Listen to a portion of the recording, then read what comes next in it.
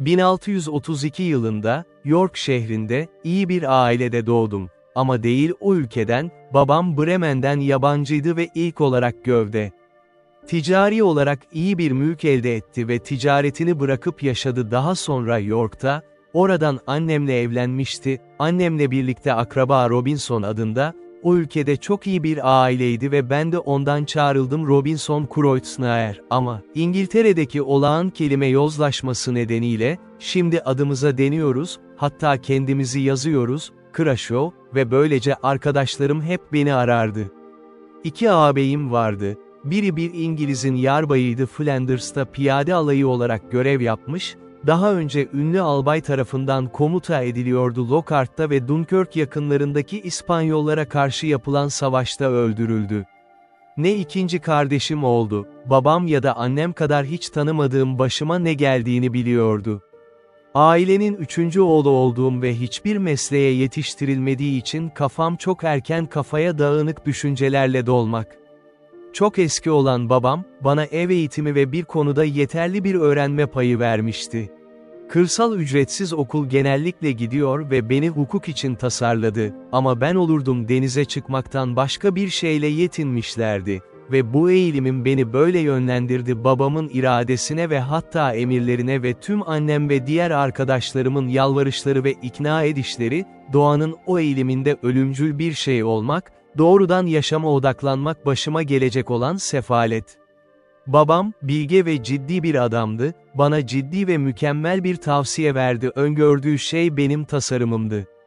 Bir sabah beni odasına çağırdı, orada gut hastalığı nedeniyle hapsedilmişti ve bu konuda bana çok sıcak bir şekilde karşılık verdi konu.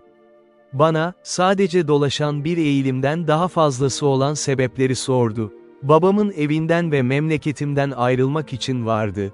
Orada olabilirdim iyi tanışmıştı ve servetimi başvuruyla artırma ihtimali vardı ve sanayi, rahat ve keyifli bir hayatla. Bana çaresiz adamlar olduğunu söyledi bir yanda şanslar, diğer yanda ise üstün şanslar arzusunda olan, kim gitti maceralara çıkıp girişimle yükselmek ve ünlü olmak için ortak yol dışındaki nitelikteki girişimler, bunların hepsi ya benim üstümde ya da çok aşağımda, benimki orta eyaletti, ya da uzun zamandır bulduğu en üst yaşam statümü denebilecek bir şey deneyim, dünyanın en iyi durumuydu, insana en uygun olanıydı mutluluk, sıkıntılara, emek ve acılara maruz kalmadan. İnsanlığın mekanik kısmından ve gururdan, lüksün utanmadan, hırs ve insanlığın üst kesiminin kıskançlığı. Bana yargılayabileceğimi söyledi bu durumun mutluluğu bu tek şeyle, yani bunun diğer insanların kıskandığı yaşam durumu, kralların sıkça sahip olduğu büyük şeylere doğmanın acınacak sonuçlarından yas tuttu ve dilekler onlar, iki uçun ortasında, ortalamalar arasında yer almışlardı. Büyük, bilge adamın buna tanıklık ettiğini, Felicity, ne yoksulluk ne de zenginlik için dua ettiğinde.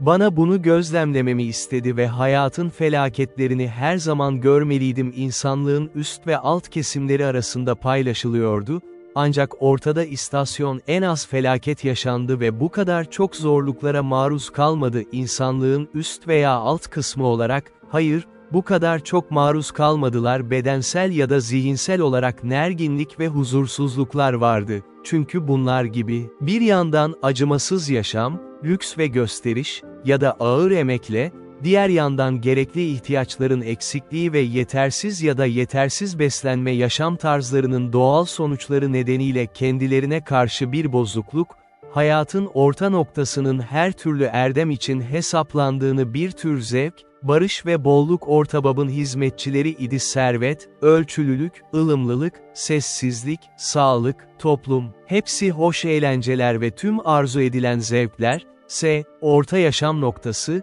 bu şekilde erkeklerin sessizce ve sorunsuz ilerlediğini dünyayı rahatça dışla, eller ya da baş, günlük ekmek için kölelik hayatına satılmamış, ruhun huzurunu ve bedenini elinden alan karmaşık koşullarla rahatsız ediliyor dinlenmek, kıskançlık tutkusu ya da gizli yanan şehvet ile öfkelenmemek büyük şeyler için hırs. Ama kolay koşullarda, nazikçe kayarken dünyayı ve yaşamın tatlılarını acılığı olmadan mantıklı bir şekilde tatmak, mutlu olduklarını hissetmek ve her gün yaşadıkları deneyimlerle öğrenmek bunu daha mantıklı bir şekilde bil. Bundan sonra bana samimi ve en sevgi dolu bir şekilde baskı yaptı genç adamı oynamak ve kendimi doğanın acılarına sürüklemek için de doğduğum yaşam durumu, karşısında sağlamış gibi görünüyordu, ki öyle ekmeğimi aramaya gerek yok, benim için iyi olacağını ve beni az önce olduğu yaşam konumuna adil şekilde sokmaya çalışacak bana tavsiye ediyor ve eğer dünyada çok kolay ve mutlu değilsem, onu engelleyen sadece kaderim ya da hatam olmalı ve onun da yapması gerektiğini cevap verecek bir şey yoktu, böylece beni uyarma görevini yerine getirmişti bana zarar vereceğini bildiği önlemler, kısacası, çok iyi yapacağını onun emriyle evde kalıp yerleşsem, bana iyi bir şey olurdu, böylece talihsizliklerime o kadar fazla katkısı olmazdı ki bana cesaret versin. Gitmek ve her şeyi kapatmak için, bana bir örnek olarak ağabeyim olduğunu söyledi, kendisi de aynı samimi ikna yöntemlerini kullanarak kendisini bu görüşe girmekten alıkoştu düşük bölge savaşlarına rağmen başarılı olamadı, genç arzuları onu orduya çarptı ve orada öldürüldü ve durmayacağını söylese de benim için dua etmesi için, ama bana şöyle derdi, eğer bunu alırsam aptalca adım, Tanrı beni kutsamaz ve bundan sonra da boş zamanım olmalı yardım edecek bir şey olmayacağı halde onun öğütlerini ihmal ettiğini düşünün iyileşmem. Gerçekten kehanet niteliğindeki bu son bölümünde, gözlemledim, ama sanırım babam bunun kendisi de böyle olduğunu bilmiyordu, diyorum ki, ben özellikle konuşurken yüzünden akan gözyaşlarını çok sık gözlemledi öldürülen kardeşimden, ve boş vaktimden bahsettiğinde, tövbe etti ve bana yardım edecek biri yoktu, o kadar etkilendi ki konuşmayı kesti ve kalbinin o kadar dolu olduğunu söyledi ki bana daha fazla bir şey söyleyemeyecekti. Bu söylem beni içtenlikle etkiledi ve gerçekten kim olabilir ki, aksi halde? Ve artık yurt dışına gitmeyi düşünmemeye, yerleşmeye karar verdim babamın isteğine göre evde. Ama ne yazık ki, birkaç gün her şeyi giydi ve kısacası, babamın daha fazla ısrarcılığını önlemek için, birkaç hafta sonra ondan tamamen uzaklaşmaya karar verdim. Ama ben yapmadım kararımın ilk sıcaklığının tetiklediği gibi aceleyle hareket ettim. Ama ben annem gibi bir zamanda, onu sıradan bir zamandan biraz daha hoş bulduğum zaman ve ona düşüncelerimin dünyayı görmeye o kadar odaklandığını söyledim ki, asla yeterince kararlı bir şeye razı olmamalı ve babam, onsuz gitmemi zorlamaktansa bana onay versin daha iyi, artık 18 yaşında olduğumu, yani bir kişinin çıraklığına gitmek için çok geç olduğunu söyledim. Bir avukata ticaret veya katiplik yapar, eğer yaparsam asla hizmet etmemem gerektiğinden emin olduğum zamanımı kaybettim. Ama kesinlikle efendimden kaçmalıyım dışarı çıkıp denize açıldı ve babamla konuşup bir yolculuk yapmama izin vermesini isterse yurt dışında, eve dönersem ve hoşuma gitmezse, artık gitmem ve ben kaybettiğim zamanı geri kazanacağıma çift özenle söz vereceğim. Bu, annemi büyük bir tutkusa soktu, bana bunun hayır olacağını bildiğini söyledi böyle bir konuda babamla konuşmak istiyorum. Ne olduğunu çok iyi bildiğini acıma bu kadar kötü bir şeye onay vermem benim için çıkar mıydı ve böyle bir şeyi nasıl düşünebileceğimi merak etti, bu konuşmadan sonra babamla ve babamın tanıdığı kadar nazik ifadelerle bana alışkındı ve kısacası, kendimi mahvedeceksem, yardım yok ama onların onayını asla almayacağımı düşünebilirim. Onun için kısmen yıkımımda bu kadar etkili olmazdı ve asla yapmamalıydım bu, annemin babam istemediği halde gönüllü olduğunu söylemek için. Annem babama taşımayı reddetse de, sonrasında duydum ki tüm konuşmaları ona bildirdi ve babam, buna büyük bir endişe duydu, dediği içince, o çocuk mutlu olabilir evde kalıp kalmayacağını, ama yurt dışına giderse, en mutsuz olanı olur doğmuş zavallı, buna hiçbir onay veremem. Ancak neredeyse bir yıl sonra bu işte kurtuldum. Bu arada, yerleşme tekliflerine inatla karşı karşıya kaldım. İş meselesi ve sık sık babam ve annemle onların hakkında tartışmalar yaptığım onların bildiği şeye karşı bu kadar kararlı olmak, eğilimlerim bende. Ama bir gün halde olmak, oraya rahatça gittiğim ve hiçbir şey olmamış biri o dönemde bir kaçma amacı, ama ben orada olmak diyorum. Ve bir arkadaşlarımın babasının gemisiyle Londra'ya gitmek üzere olduğunu ve bu da beni denizci erkeklerin ortak cazibesiyle onlarla gitmeye teşvik etti. Geçişim için bana hiçbir maliyeti olmamalı, ne babamla ne annemle danışmadım daha fazla değil, hatta onlara haber bile gönderme, ama onları duymaya bırakıyor Tanrı'dan ya da babamdan kutsama istemeden yapabilseler de, koşullar veya sonuçlar dikkate alınmadan ve kötü bir saatte, Tanrı bilir, 1 Eylül 1651'de bir gemiye bindim Londra. Sanırım hiçbir genç maceracının talihsizliği başlamadı daha erken ya da benimkinden daha uzun süreyle devam etti. Gemi Hamburg'dan çıkar çıkmazdan sonra rüzgar esmeye başladı ve deniz en korkunç şekilde yükseldi ve daha önce hiç denizde olmadığım için, bedenim tarif edilemez şekilde hastaydı ve aklında korkmuştu. Şimdi yaptıklarımı ciddi şekilde düşünmeye başladım ve kötü ayrılmam için cennetin yargısına ne kadar haklı bir şekilde karşı karşıya kaldığım babamın evini ve görevimi terk etmem. Tüm iyi öğütlerimi anne babamın gözyaşları ve annemin yalvarışları şimdi geldi aklıma taze geldi ve vicdanım, henüz tam anlamıyla o zamandan beri bu sertlik, beni tavsiye küçümsemesiyle suçladı ve Tanrı'ya ve babama olan görevimin ihlali. Tüm bunlar fırtına şiddetlenirken ve deniz çok yükselirken ama hiçbir şey olmadı o zamandan beri birçok kez gördüğüm gibi, hayır, birkaç gün sonra gördüklerimi de unutmadım, ama o zamanlar beni etkilemeye yetti, çünkü daha genç bir denizciydi ve hiç olmamıştı bu konudan bir şey biliyordu. Her dalganın bizi yutacağını bekliyordum ve gemi her düştüğünde, düşündüğüm gibi, çukurda ya da denizin boşluğu, bir daha asla yükselmemeliyiz. Bu zihin acısında, Tanrı'nın hayatımı bu işte bağışlaması için birçok yemin ve kararlar aldım bir yolculukta, bir kez daha kuru karaya ayağımı bulursam, doğrudan giderdim babamın evine döndüm ve ben yaşarken bir daha asla gemiye koymadım, ki ben onun tavsiyesini dinleyeceğim ve böyle sıkıntılara asla girmem. Daha fazla. Şimdi ortayla ilgili gözlemlerinin iyiliğini açıkça gördüm hayatın durusu, ne kadar kolay, ne kadar rahat yaşamıştı ve asla yaşamadı denizde fırtınalara veya kıyıdaki sorunlara maruz kalmıştı ve kararladım ki gerçek bir tövbe eden dahi gibi babamın yanına dönecekti. Bu bilge ve akıllı düşünceler fırtına sürerken devam etti ve gerçekten de bir süre sonra, ama ertesi gün rüzgar dindi ve deniz daha sakinleşmişti ve biraz alışmaya başladım. Ancak çok ciddiydim o gün boyunca hala biraz deniz tutması vardı. Ama geceye doğru hava rüzgar tamamen dinmişti ve ardından hoş ve güzel bir akşam geçti. Güneş tamamen berrak battı ve ertesi sabah öyle yükseldi ve az şey ya da rüzgar yoktu ve pürüzsüz bir deniz, güneşin üzerine parlıyordu. Manzara, düşündüm, şimdiye kadar gördüğüm en keyifliydi. Gece iyi uyumuştum ve artık deniz tutması değildim, ama çok neşeliydim. Bir gün önce öyle çalkantılı ve korkunç olan denize hayranlıkla bakıyor ve kısa sürede çok sakin ve hoş olabilirdi. Ve şimdi, yoksa iyi kararlarım devam etmeli, beni uzaklaştıran yoldaşım, bana gelir, "Peki Bob," dedi, omzuma vurarak, "sonrasında nasılsın? Korktun, korkmadın mı? Sen, dün gece, rüzgar sadece bir kapak dolusu rüzgar estiğinde, bir kap dolusu sen mi çağırıyorsun?" dedim, korkunç bir fırtınaydı. "Bir fırtına, kandırıyorsun," diye yanıtlıyor, "buna bir şey mi diyorsun?"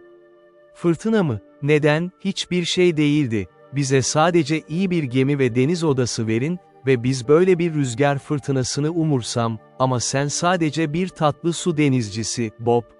Gel, bir kase ponç yapalım, sonra hepsini unut, şimdi ne güzel hava olduğunu görüyor musun? Hikayemin bu üzücü kısmını kısaca yapalım, tüm denizcilerin yolunu tuttuk, punch yapıldı ve ben yarı sarhoş oldum ve o gece kötülüğümü boğdum, geçmişimle ilgili tüm düşüncelerimi boğdum davranış, gelecek için tüm kararlarım. Kısaca, deniz geri döndüğünde yüzeyinin pürüzsüzlüğüne ve bunun azalmasıyla yerleşmiş sakinliğine fırtına, düşüncelerimin acelesi bitti, korkularım ve endişelerim denizin unuttuğu ve eski akıntımın akıntısı tarafından yutulmak arzularım geri döndü, ben de verdiğim yeminleri ve sözlerimi tamamen unuttum. Sıkıntı, gerçekten de bazı düşünce aralıkları buldum ve ciddi düşünceler bazen tekrar geri dönmeye çalışıyordu. Ama onları salladım ve kendimi bir rahatsızlık gibi onlardan uyandım ve uygulamaya başladım. İçki ve arkadaşlık için kendimi de kısa sürede geri dönüşü ustalaştım uyuyor. Çünkü ben onlara böyle dedim ve 5 ya da 6 gün içinde tamamlanmıştım vicdanına karşı bir zafer. Sorun yaşamamaya karar veren genç bir adam gibi onunla birlikte arzu edebilirdi. Ama yine de başka bir denemem olacaktı. Ve takdir ise, genellikle böyle durumlarda olduğu gibi, beni tamamen terk etmeye karar verdi mazeretsiz, çünkü bunu bir kurtuluş olarak kabul etmezsem, sonraki şey aramızdaki en kötü ve en sert zavallı biri olarak ikisini de itiraf eder tehlikesi ve merhametini. The sixth day of our being at sea we came into Yarmouth Roads, the wind having been contrary and the weather calm, we had made but little way since the storm. Here we were obliged to come to an anchor, and here we lay, the wind continuing contrary with at southwest, for 7 or 8 days, during which time a great many ships from Newcastle came into the same roads, as the common harbor where the ships might wait for a wind for the river. We had not, however, read here so long but we should have tided it up the river, but that the wind blew too fresh, and after we had lain 4 or 5 days, blew very hard. However, the roads being reckoned as good as a harbor, the anchorage good, and our ground tackle very strong, our men were unconcerned, and not in the least apprehensive of danger, but spent the time in rest and mirth, after the manner of the sea, but the 8th day, in the morning, the wind increased, and we had all hands at work to strike our topmasts, and make everything snug and close, that the ship might ride as easy as possible. By noon the sea went very high indeed, and our ship rode a forecastle in, shipped several seas, and we thought once or twice our anchor had come home, upon which our master ordered out the sheet anchor, so that we rode with 2 anchors ahead, and the cables were out to the bitter end. By this time it blew a terrible storm indeed, and now I began to see terror and amazement in the faces even of the seamen themselves. The master, though vigilant in the business of preserving the ship, yet as he went in and out of his cabin by me, I could hear him softly to himself sigh, several times, Lord be merciful to us. We shall be all lost. We shall be all undone, and the like. During these first worries I was stupid, lying still in my cabin, which was in the steerage, and cannot describe my temper. I could ill resume the first penitence which I had so apparently trampled upon and hardened myself again. I thought the bitterness of that had been past, and that this would be nothing like the first, but when the master himself came by me, as I saw it just now, and saw it we should be all lost, I was dreadfully frightened. I got up out of my cabin and looked out, but such a dismal sight I never saw. The sea ran mountains high, and broke upon us every 3 or 4 minutes. When I could look about, I could see nothing but distress round us. 2 ships that rode near us, we found, had cut their masts by the board, being deep laden, and our men cried out that a ship which rode about a mile ahead of us was foundered. 2 more ships, being driven from their anchors, were run out of the roads to sea, at all adventures, and that with not a mast standing. The light ships fared the best, as not so much laboring in the sea, but 2 or 3 of them drove, and came close by us, running away with only their sprit sail out before the wind. Towards evening the mate and boatswain begged the master of our ship to let them cut away the foremast, which he was very unwilling to do, but the boatswain protesting to him that if he did not the ship would founder, he consented, and when they had cut away the foremast, the mainmast stood so loose, and shook the ship so much, they were obliged to cut that away also, and make a clear deck. Anyone may judge what a condition I must be in at all this, who was but a young sailor, and who had been in such a fright before at but a little. But if I can express at this distance the thoughts I had about me at that time, I was in tenfold more horror of mind upon account of my former convictions, and the having returned from them to the resolutions I had wickedly taken at first, than I was at that itself, and these, added to the terror of the storm, put me into such a condition that I can by numerous words describe it. But the worst was not come yet. The storm continued with such fury that the seamen themselves acknowledged they had never seen a worse. We had a good ship, but she was deep laden, and wallowed in the sea, so that the seamen every now and then cried out she would founder. It was my advantage in one respect, that I did not know what they meant by founder till I inquired. However, the storm was so violent that I saw, what is not often seen, the master, the boatswain, and some others more sensible than the rest, at their prayers, and expecting every moment when the ship would go to the bottom. In the middle of the night, and under all the rest of our distresses, one of the men that had been down to sea cried out we had sprung a leak, another said there was 4 feet water in the hold. Then all hands were called to the pump.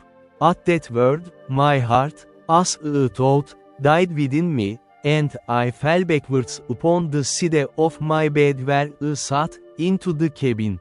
However, the man roused me, and told me that I, that was able to do nothing before, was as well able to pump as another, at which I stirred up and went to the pump, and worked very heartily. While this was doing, the master, seeing some light colliers, who, not able to ride out the storm were obliged to sleep and run away to sea, and would come near us, ordered to fire a gun as a signal of distress. I, who knew nothing what they meant, thought the ship had broken, or some dreadful thing happened. In a word, I was so surprised that I fell down in a swoon. As this was a time when everybody had his own life to think of, nobody minded me, or what was become of me, but another man stepped up to the pump, and thrusting me aside with his foot, let me lie, thinking I had been dead, and it was a great while before I came to myself. We worked on, but the water increasing in the hold, it was apparent that the ship would founder, and though the storm began to abate a little, yet it was not possible she could swim till we might run into any port, so the master continued firing guns for help, and a light ship, who had rid it out just ahead of us, ventured a boat out to help us. It was with the utmost hazard the boat came near us, but it was impossible for us to get on board, or for the boat to lie near the schist side, till at last the men rowing very heartily, and venturing their lives to save ours, our men cast them a rope over the cistern with a buoy to it, and then weared it out a great length, which they, after much labor and hazard, took hold of, and we hauled them close under our cistern, and got all into their boat. It was to numerous purpose for them or us, after we were in the boat, to think of reaching their own ship, so all agreed to let her drive, and only to pull her in towards shore as much as we could, and our master promised them, that if the boat was staved upon shore, he would make it good to their master. So partly rowing and partly driving, our boat went away to the northward, sloping towards the shore almost as far as Winterton Ness. We were not much more than a quarter of an hour out of our ship till we saw her sink, and then I understood for the first time what was meant by a ship foundering in the sea. I must acknowledge I had hardly eyes to look up when the seaman told me she was sinking, for from the moment that they rather put me into the boat than that I might decide to go in, my heart was, as it were, dead within me, partly with fright, partly with horror of mind, and the thoughts of what was yet before me. While we were in this condition, the man yet laboring at the oar to bring the boat near the shore, we could see, when, our boat mounting the waves, we were able to see the shore, a great many people running along the strand to assist us when we should come near, but we made but slow way towards the shore, nor were we able to reach the shore till, being past the lighthouse at Winterton, the shore falls off to the westward towards Cromer, and so the land broke off a little the violence of the wind. Here we got in, and though not without much difficulty, got all safe on shore, and walked afterwards on foot to Yarmouth, where, as unfortunate men, we were used with great humanity, as well by the magistrates of the town, who assigned us good quarters, as by particular merchants and owners of ships, and had money given us sufficient to carry us either to London or back to Hull as we thought fit. Had I now had the sense to have gone back to Hull, and have gone home, I had been happy, and my father, as in our blessed Saviour's parable, had even killed the fatted calf for me, for hearing the ship I went away in was cast away in Yarmouth Roads, it was a great while before he had any assurances that I was not drowned.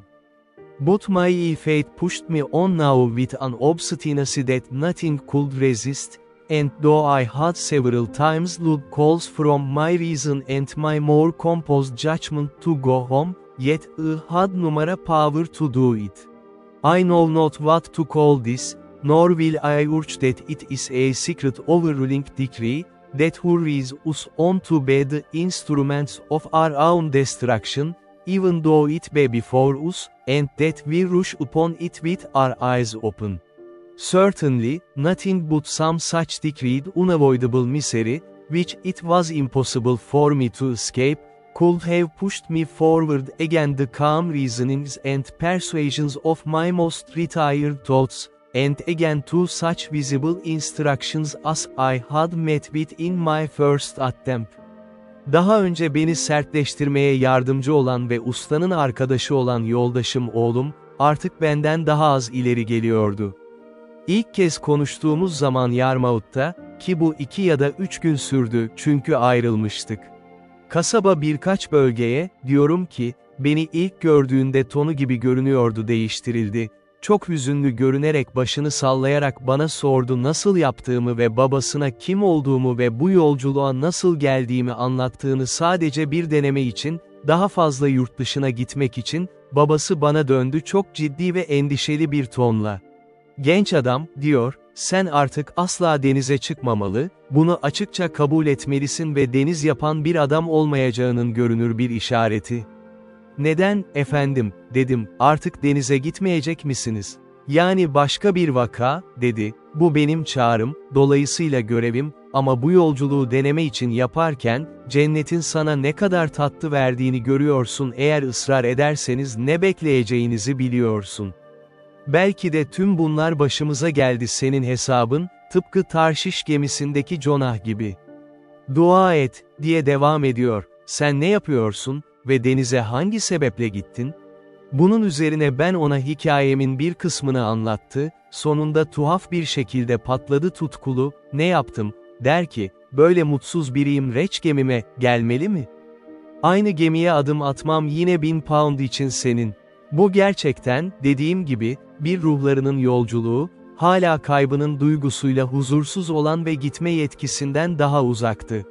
Ancak sonrasında konuştu, bana çok ciddi bir şekilde davranıyor. Babama dönmemi ve baştan çıkarmamamı teşvik ediyordu. Yıkıma takdir, bana cennetin görünür bir elini görebileceğimi söylüyor ben. Ve, genç adam, dedi, eğer gitmezsen buna güven, geri dön, nereye gidersen git, sadece felaketlerle karşılaşacaksın ve hayal kırıklıkları, babanın sözleri yerine gelene kadar. Kısa süre sonra ayrıldık, çünkü ona çok az cevap verdim ve onu bir daha görmedim, hangi yöne gittiğini bilmiyordum. Bana gelince, cebimde biraz para varken, ben karayoluyla Londra'ya seyahat etti ve orada da yolda çok sayıda kendimle mücadele ediyor, hangi yaşam yolunu izlemem gerektiği ve gitmeli miyim, eve git ya da denize git. Eve dönmek konusunda, utanç düşüncelerime sunulan en iyi hareketlere karşı çıktı ve hemen aklıma geldi ki bana nasıl dalga geçmem gerektiği, komşularım ve sadece babam ve annem değil, ama utanmalıyım, hatta herkes bile, o zamandan beri sıkça gözlemlediğim yerden, ne kadar tutarsız olduğunu fark ettim ve insanlığın ortak mizacı, özellikle gençliğin bu kadar mantıksızdır. Bu tür durumlarda onları yönlendirmesi gereken bir gerekçe, yani onların böyle olmamaları, günah işlemekten utanıyor ama yine de tövbe etmekten utanıyor, bu eylemden utanmadı ki haklı olarak aptal olmaları gerekir, ama geri döndüklerinden utanırlar, bu da onları saygın bilge insanlar yapabiliyor. Ancak bu hayat halinde, hangi önlemlerin olacağını bilemeyerek bir süre kaldım, hangi yaşam yolunu seçeceği ve hangi yaşam tarzı süreceği konusunda karar verdiklerini belirtti. Karşı konulmaz bir isteksizlik devam etti eve gitmeye ve bir süre uzak kaldığımda, sıkıntının hatırlaması etkisi azalmıştı ve bu azaldıkça, arzularımdaki küçük hareket geri dönmekte etkisini kaybetti, sonunda düşünceleri tamamen bir kenara bıraktım ve bir yolculuk için dışarı çıktı. Beni önce babamdan uzaklaştıran o kötü etki ev, bu da beni büyütme fikrine hızla girdirdi. Şans ve bu kibirleri bana öyle güçlü bir şekilde bastırdı ki beni tüm iyi tavsiyelere ve benim emirlerime karşı sağır baba, diyorum ki, aynı etki, neyse, en çok ortaya çıkan etkisi bana göre tüm girişimler arasında talihsiz ve bir gemiye bindim Afrika kıyılarına doğru, ya da denizcilerimizin kaba bir şekilde dediği gibi, bir yolculuk yine. Tüm bu maceralarda kendimi göndermemiş olmam büyük talihsizlikti denizci olarak, ama belki de biraz daha fazla çalışmıştım. Sıradan ama aynı zamanda bir kişinin görevini öğrenmeliydim. Ön direk adamı ve zamanla kendimi bir eş ya da teğmen, eğer bir usta olmasa bile. Ama her zaman kaderim olduğu gibi, daha kötüsü, burada da öyle yaptım. Cebimde para ve üzerimde güzel kıyafetler olduğu için geri döndüğümde, her zaman centilmen bir adam alışkanlığıyla gemiye binerdim ve ben de gemide hiçbir işi yoktu, yapmayı da öğrendi. İlk olarak benim şansım Londra'da oldukça iyi bir arkadaşlığa girmekti, ki o zamanlar benim gibi gevşek ve yanlış yönlendirilmiş gençlerin başına her zaman gelmez, şeytan genellikle çok erken bir tuzak kurmayı ihmal etmez, ama benim için böyle değildi. İlk olarak bir geminin kaptanıyla tanıştım, o da Gine kıyılarında bulundu ve orada çok iyi başarı elde etmiş olan tekrar gitmeye karar verdim. Bu kaptan benim konuşmama ilgi duydu, ki o da o zamanlar hiç de rahatsız edici değildi, çünkü beni görmek istediğimi duymak istedim. Dünya, bana onunla yolculuğa gidersem hiçbir bedel ödememem gerektiğini söyledi, onun yemekçi arkadaşı ve yoldaşı olmalı ve yanımda bir şey taşıyabilir miyim ben, ticaretin kabul ettiği tüm avantaja sahip olmalıyım ve belki biraz cesaret alabilirim. Teklifi kabul ettim ve bu kaptanla sıkı bir dostluk kurdu, dürüst, açık sözlü bir adamdı, onunla birlikte yolculuğa çıktım ve benimle küçük bir macera, ki bu, arkadaşımın ilgisiz dürüstlüğüyle kaptan, çok fazla arttım. Çünkü yaklaşık 40 sterlin taşıdım, kaptanın bana almamı söylediği gibi oyuncaklar ve önemsiz şeyler. Bu 40 sterlin benim vardı, yazıştığım bazı akrabalarımın yardımıyla bir araya getirildi ve sanırım babamı ya da en azından annemi katkıda bulunmaya ikna eden kişi. İlk macerama da bu kadar. Bu, tüm maceralarımda başarılı olan tek yolculuktu, Bunu arkadaşım kaptanın dürüstlüğü sayesinde borçluydum, kimin altında ayrıca matematik ve kuralları hakkında da yeterli bir bilgi edindim. Navigasyon, geminin rotasını nasıl tutacağımı öğrendim, gözlem ve kısacası, olması gereken bazı şeyleri anlamak bir denizci tarafından anlaşılan, çünkü o bana öğretmekten zevk aldığı gibi, ben de zevk aldım öğrenmek ve kısacası, bu yolculuk beni hem denizci hem de tüccar yaptı, maceram için eve 5 pound 9 ons altın tozu getirdim, ki Londra'da bana yaklaşık 300 sterlin verdi. Ve bu beni o iddialı düşünceler, o zamandan beri mahvettiğimi tamamladı. Ama bu yolculukta bile benim de talihsizliklerim oldu. Özellikle de sürekli hasta, aşırı sıcak yüzünden şiddetli bir kalençireye atılıyor iklimin, ana ticaretimiz kıyıda, 15. enlemden itibaren hatta kuzey dereceleriyle. Artık bir Gine tüccarı için ayarlanmıştım ve dostum, büyük talihsizliğimle, gelişinden kısa süre sonra öldüğüm için, aynı yolculuğa tekrar gitmeye karar verdim ve önceki yolculukta eşliğinden biriyle aynı gemiye binmişti ve artık geminin komutasını almıştı.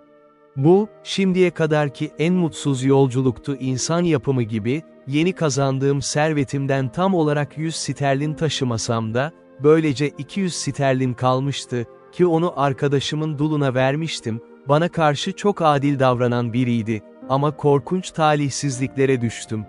İlki bu, gemimiz Kanarya Adalarına doğru rotasını yapıyor, ya da daha doğrusu aralarında o adalar ve Afrika kıyısı, sabahın gri havasında şaşırtıldı salleden bir Türk gezgin tarafından, elinden geldiğince bizi kovaladı Meg. Ayrıca bahçelerimiz ya da direklerimiz yaydığı kadar çok tuvalda sıkıştırdık taşımak, uzaklaşmak için, ama korsanı bulmak bize kazandırdı ve kesinlikle birkaç saat içinde bizimle gelin, savaşmaya hazırlandık, gemimizde 12 kişi vardı silahlar ve Rogue 18. Öğleden sonra 3 civarında bizimle birlikte geldi ve yanlışlıkla, sadece kendi çeyreğimizin önüne getirmek yerine, kıçta, onun amaçladığı gibi, o tarafa 8 topumuzu çektik ve üzerine bir geniş ateş yağdırdı, bu da onu geri döndükten sonra tekrar hızla uzaklaştırdı ateşimiz ve yaklaşık 200 adamdan küçük atışını da gemide vardı. Ancak hiç kimse dokunulmadı, tüm adamlarımız yakın durdu. O tekrar saldırmaya hazırdı ve biz kendimizi savunmaya hazırdık. Ama bizi gemiye bırakmak bir sonraki sefer diğer çeyreğimizde, güvertelerimize 60 adam girdi ve hemen yelkenleri ve donanımları kesmeye başladı. Onlara sert olduk küçük mermiler, yarı mızraklar, barut sandıkları gibi silahlarla güvertemizi temizledik 2 kez. Ancak, hikayemizin bu hüzünlü kısmını kısaltmak gerekirse, gemi devre dışı bırakıldı, 3 adamımız öldü, 8 kişi yaralandı ve biz teslim olmaya zorlandılar ve tüm esirler Salle'ye, yani bir limana götürüldüler mağarlara. Oradaki kullanımım, ilk başta düşündüğüm kadar kötü değildi.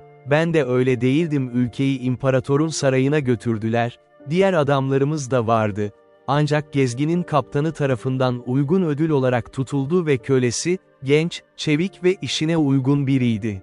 Bu şaşırtıcı koşullarımın değişmesi, tüccardan mutsuz bir köleye dönüştü, tamamen bunalmış ve şimdi babamın kehanetine baktım, bana mutsuz olacağımı ve beni rahatlatacak bir şeyin olmadığını söyledi. Ki şimdi bu kadar etkili bir şekilde gerçekleşti ki daha kötü olamamam diye düşündüm. Şimdi cennetin eli beni ele geçirmişti ve ben kurtuluş olmadan yok olmuştum. Ama ne yazık ki. Bu, benim yaşayacağım acıların sadece bir tadı oldu. Will de öyle bu hikayenin devam kitabında yer almaktadır. Yeni patronum ya da efendim beni evine götürmüştü, bu yüzden umutum vardı tekrar denize çıktığında beni yanında götüreceğini, bunun böyle olduğuna inandığını söyledi. Bir gün ya da başka bir şekilde bir İspanyol ya da Portekiz tarafından alınacak kaderi olur mu? Savaş gemisi ve o zaman serbest bırakılmam gerektiğini. Ama bu umudum kısa sürede ortadan kaldırıldı. Çünkü denize çıktığında, beni kıyıda bıraktı, kendi çocuğuna bakmam için küçük bahçesi ve evinde kölelerin sıradan işleriyle uğraşır ve tekrar turundan eve geldi, bana kabinde uzanıp bakmamı emretti. Gemiden sonra, Burada sadece kaçışımı ve nasıl uygulayabileceğimi düşündüm ama içinde en az olasılık olan bir yol bulamadı, sunulan hiçbir şey yok, bunu mantıklı hale getir. Çünkü bunu ona iletecek kimsem yoktu, benimle birlikte yola çıkacaktı. Ne köle, ne İngiliz, ne İrlandalı, ne de orada İskoç var. Sadece ben varım. Böylece 2 yıl boyunca, çoğu zaman memnun olsam da hayal gücü vardı. Ama hiç umut verici bir ihtimalim olmadı. Bunu uygulamaya koymak. Yaklaşık 2 yıl sonra, garip bir durum ortaya çıktı ve bu da eski özgürlüğüm için tekrar bir girişimde bulunmayı kafamda düşündüm.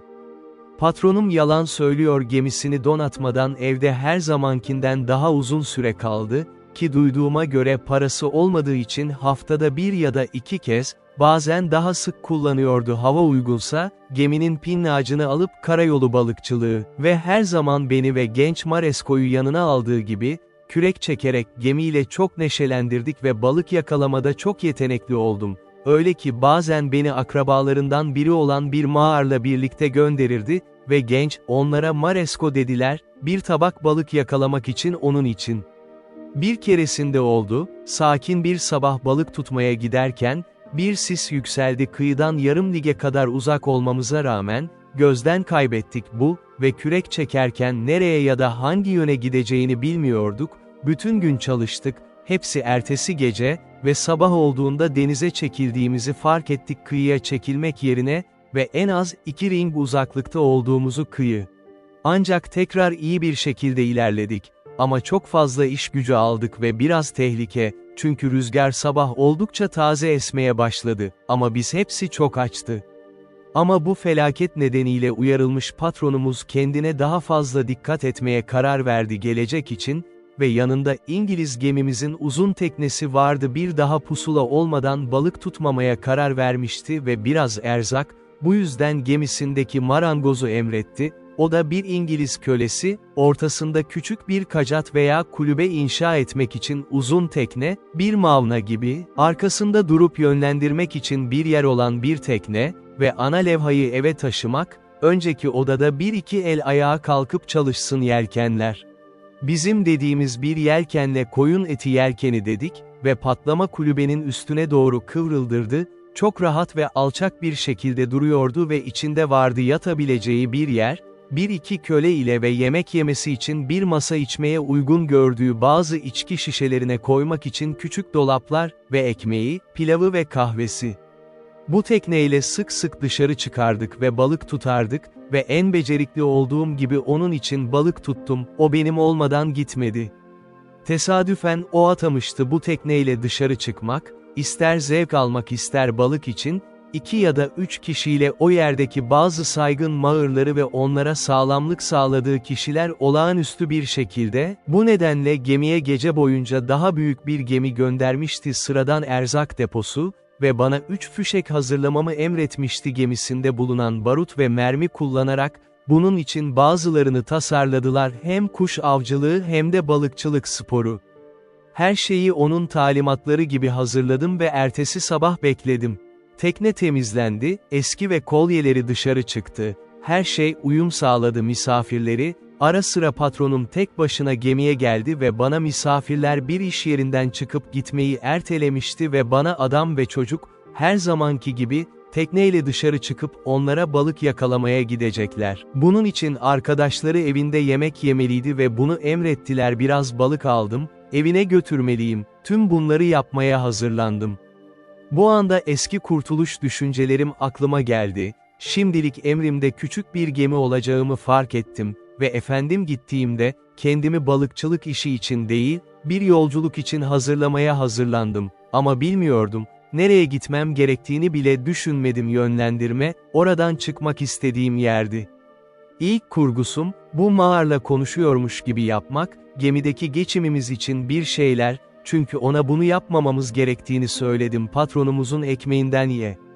Bunun doğru olduğunu söyledi, bu yüzden büyük bir sepet rusk veya bisküvi ve 3 kavanoz tatlı su tekneye koydu. Biliyordum patronumun şişe kutusunun durduğu yerde, ki bu açıkça görülüyordu, bir İngiliz ganimesinden çıkarıldılar ve onları tekneye taşıdım, Moor kıyıdayken, sanki daha önce Efendimiz için oradaymış gibi. Ayrıca yaklaşık yarım ağırlığında büyük bir arı balmumu parçası da taşıyordu.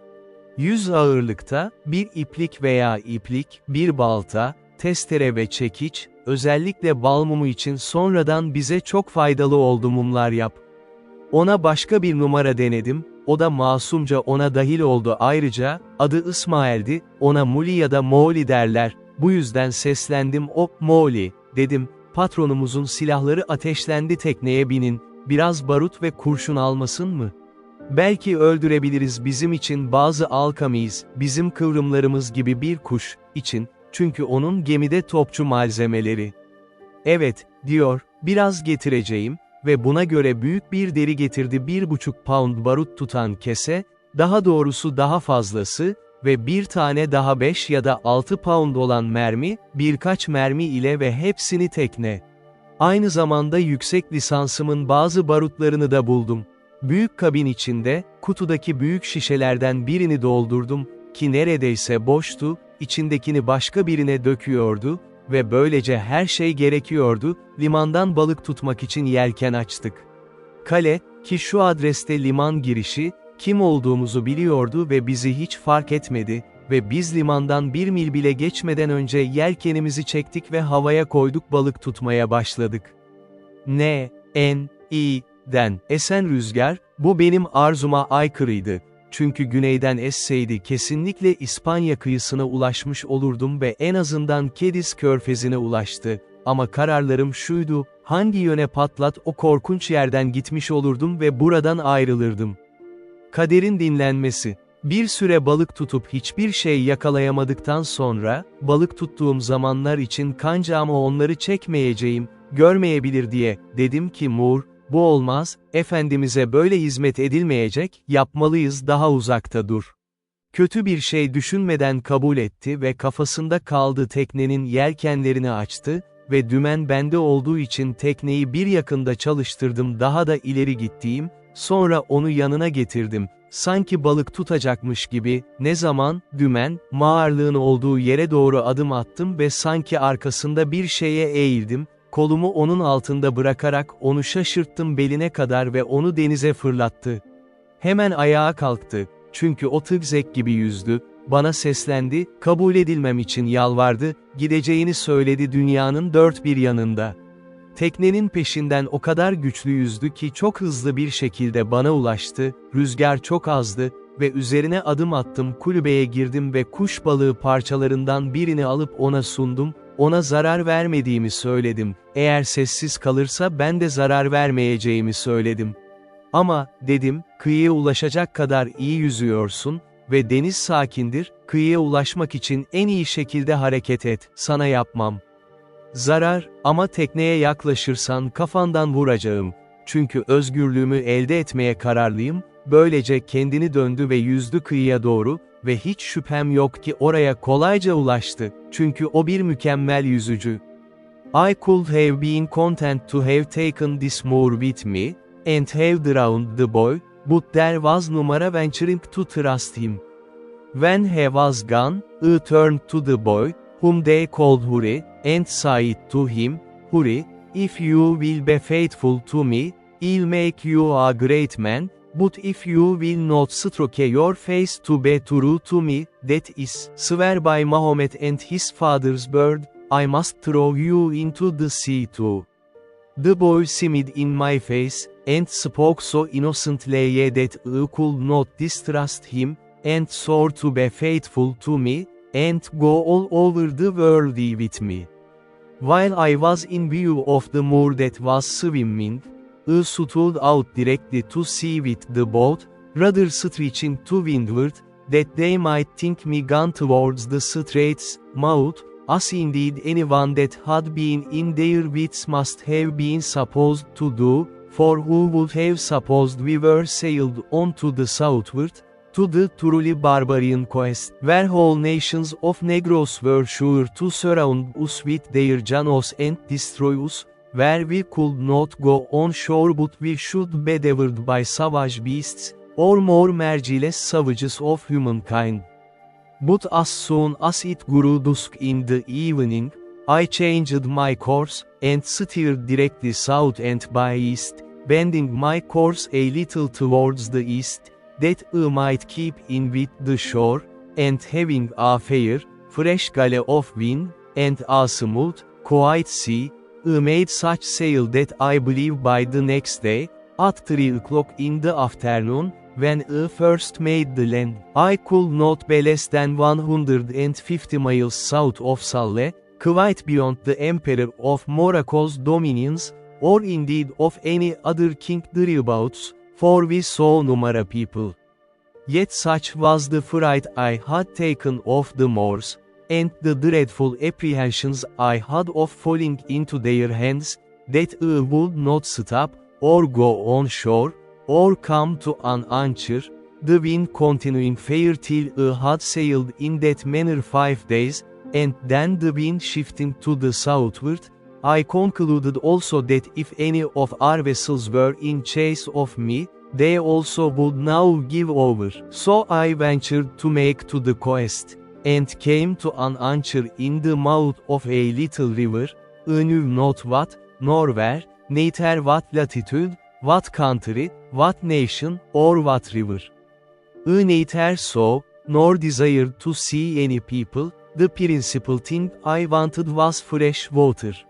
We came into this creek in the evening, resolving to swim on shore as soon as it was dark, and discover the country, but as soon as it was quite dark, we heard such dreadful noises of the barking, roaring, and howling of wild creatures, of we knew not what kinds, that the poor boy was ready to die with fear, and begged of me not to go on shore till day.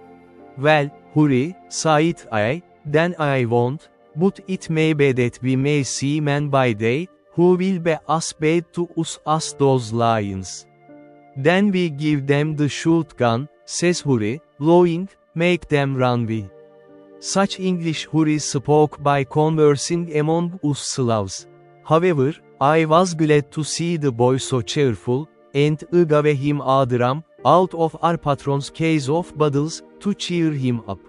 After all, Zuri's advice was good, and I took it. We dropped our little anchor, and lay still all night. I say still, for we slept none, for in 2 or 3 hours we saw vast great creatures, we knew not what to call them, of many sorts, come down to the seashore and run into the water, wallowing and washing themselves for the pleasure of cooling themselves. And they made such hideous howlings and yellings, that I never indeed heard the like. Hurry was dreadfully frightened, and indeed so was I too, but we were both more frightened when we heard one of these mighty creatures come swimming towards our boat. We could not see him, but we might hear him by his blowing to be a monstrous huge and furious beast. Hurry said it was a lion, and it might be so for aught I know, but poor Hurry cried to me to weigh the anchor and row away. Numara, says I, Hurry, we can slip our cable, with the buoy to it, and go off to sea, they cannot follow us far. I had Numara sooner said so, but I perceived the creature, whatever it was, within 2 hours length, which something surprised me. However, I immediately stepped to the cabin door, and taking up my gun, fired at him, upon which he immediately turned about and swam towards the shore again. But it is impossible to describe the horrid noises, and hideous cries and howlings that were raised, as well upon the edge of the shore as higher within the country, upon the noise or report of the gun, a thing I have some reason to believe those creatures had never heard before. This convinced me that there was Numara going on shore for us in the night on that quest. And how to venture on shore in the day was another question too, for to have fallen into the hands of any of the savages had been as bad as to have fallen into the hands of the lions and tigers. At least we were equally apprehensive of the danger of it. Be that as it would, we were obliged to go on shore somewhere or other for water, for we had not a pint left in the boat, when and where to get to it was the point. Huri said, if I would let him go on shore with one of the jars, he would find if there was any water, and bring some to me. I asked him why he would go, why I should not go, and he stay in the boat. The boy answered with so much affection as made me love him ever after. Says he, if wild mans come, they eat me, you go we. Well, Huri, said I, we will both go, and if the wild mans come, we will kill them, they shall eat neither of us. So I gave Huri a piece of rusk bread to eat, and a dram out of our patron's case of bottles which I mentioned before, and we hauled the boat in as near the shore as we thought was proper, and so waded on shore, carrying nothing but our arms and 2 jars for water. I did not care to go out of sight of the boat, fearing the coming of Janos with savages down the river, but the boy, seeing a low place about a mile up the country, rumbled to it, and by I saw him come running towards me. I thought he was pursued by some savage, or frightened with some wild beast, and I ran forward towards him to help him, but when I came nearer to him I saw something hanging over his shoulders, which was a creature that he had shot, like a hare, but different in color, and longer legs. However, we were very glad of it, and it was very good meat, but the great joy that poor Huri came with, was to tell me he had found good water and seen numerous wild mans. But we found afterwards that we need not take such pains for water, for a little higher up the creek where we were we found the water fresh when the tide was out, which flowed but a little way up, so we filled our jars, and feasted on the hare he had killed, and prepared to go on our way, having seen numerous footsteps of any human creature in that part of the country. As I had been one voyage to this quest before, I knew very well that the islands of the Canaries, and the Cape de Verde Islands also, lay not far off from the coast. But as I had numerous instruments to take an observation to know what latitude we were in, and not exactly knowing, or at least remembering, what latitude they were in, I knew not where to look for them, or when to stand off to sea towards them, otherwise I might now easily have found some of these islands. But my hope was, that if I stood along this quest till I came to that part where the English traded, I should find some of their vessels upon their usual design of trade, that would relieve and take us in. En iyi hesaplamama göre, şu anda bulunduğum yer o ülke olmalı. Fas İmparatorunun toprakları ile siyahiler arasında yer alan bu yer, vahşi hayvanlar dışında boş ve ıssız bir yerde yatıyor, siyahiler terk etmişti ve Mağriblerin bunu düşünmemesinden korktuğu için daha güneye gitti. Kısırlığı nedeniyle yaşanmaya değer ve gerçekten de, ikisi de onu terk ediyor çünkü kaplanlar, aslanlar, leoparlar ve diğer öfkeli hayvanların sayısı çok fazladır orada barındıran yaratıklar, böylece Moğorlar sadece avlanma için kullandılar, bir ordu gibi gidiyorlar, aynı anda 2 ya da 3 bin adam ve gerçekten de bu kıyıda yaklaşık 100 mil boyunca sadece bir boş yer gördük, gündüzleri ıssız bir ülke ve vahşi ulumalar ve kükremelerden başka bir şey duymazdım gece canavarları. Gündüz 1-2 kez Tenerife'nin Picos'unu gördüğümü sandım, Kanaryalardaki Tenerif Dağı'nın zirvesinde ve büyük bir akıl taşıyordu oraya ulaşma umuduyla dışarı çıkmak, ama 2 kez denedikten sonra zorlandım yine ters rüzgarlarla, denizde küçük gemim için fazla yükseliyordu. Bu yüzden ilk tasarımımı takip etmeye ve kıyı boyunca devam etmeye karar verdim. Buradan ayrıldıktan sonra birkaç kez tatlı su için karaya çıkmak zorunda kaldım yer ve özellikle bir keresinde, sabah erken saatlerde, bir demire geldik oldukça yüksek olan küçük bir arazi parçasının altında ve gelgit başlamaya başladı akış, daha derine gitmek için hareketsiz yatıyoruz. Huri, gözleri daha çok ona odaklanmıştı benimki öyle görünüyor, Yumuşakça sesleniyor ve gitmemiz gerektiğini söylüyor kıyıdan daha uzakta. Çünkü, diyor, bak, orada o tepenin kenarında korkunç bir canavar, derin uykuda. Baktım oraya işaret etti ve gerçekten korkunç bir canavar gördü. Çünkü o korkunçtu, kıyı kenarında, bir parçanın gölgesinde yatan büyük aslan tepe biraz üzerinde asılı duruyordu. Huri, diyorum, kıyıya çıkıp onu öldüreceksin. Huri korkmuş görünüyordu ve dedi ki, ben öldürürüm. Beni tek ağzımdan yedi, bir laf dolu, demek istedi.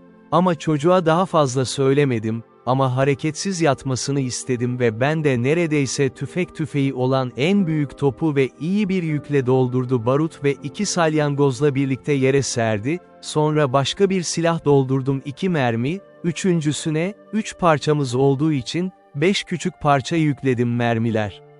İlk vurduğum taşla en iyi nişan aldım. Başını tutuyordu, ama bacağını burnunun biraz üzerinde kaldırarak öyle yatıyordu ki, sümüklü böcekler bacağına dizine çarptı ve kemiği kırdı. Başladı, hırlayarak önce bacağını kırıldığını görünce tekrar yere düştü ve sonra 3 kişiye ulaştım bacaklarını ve duyduğum en korkunç kükremesini verdi.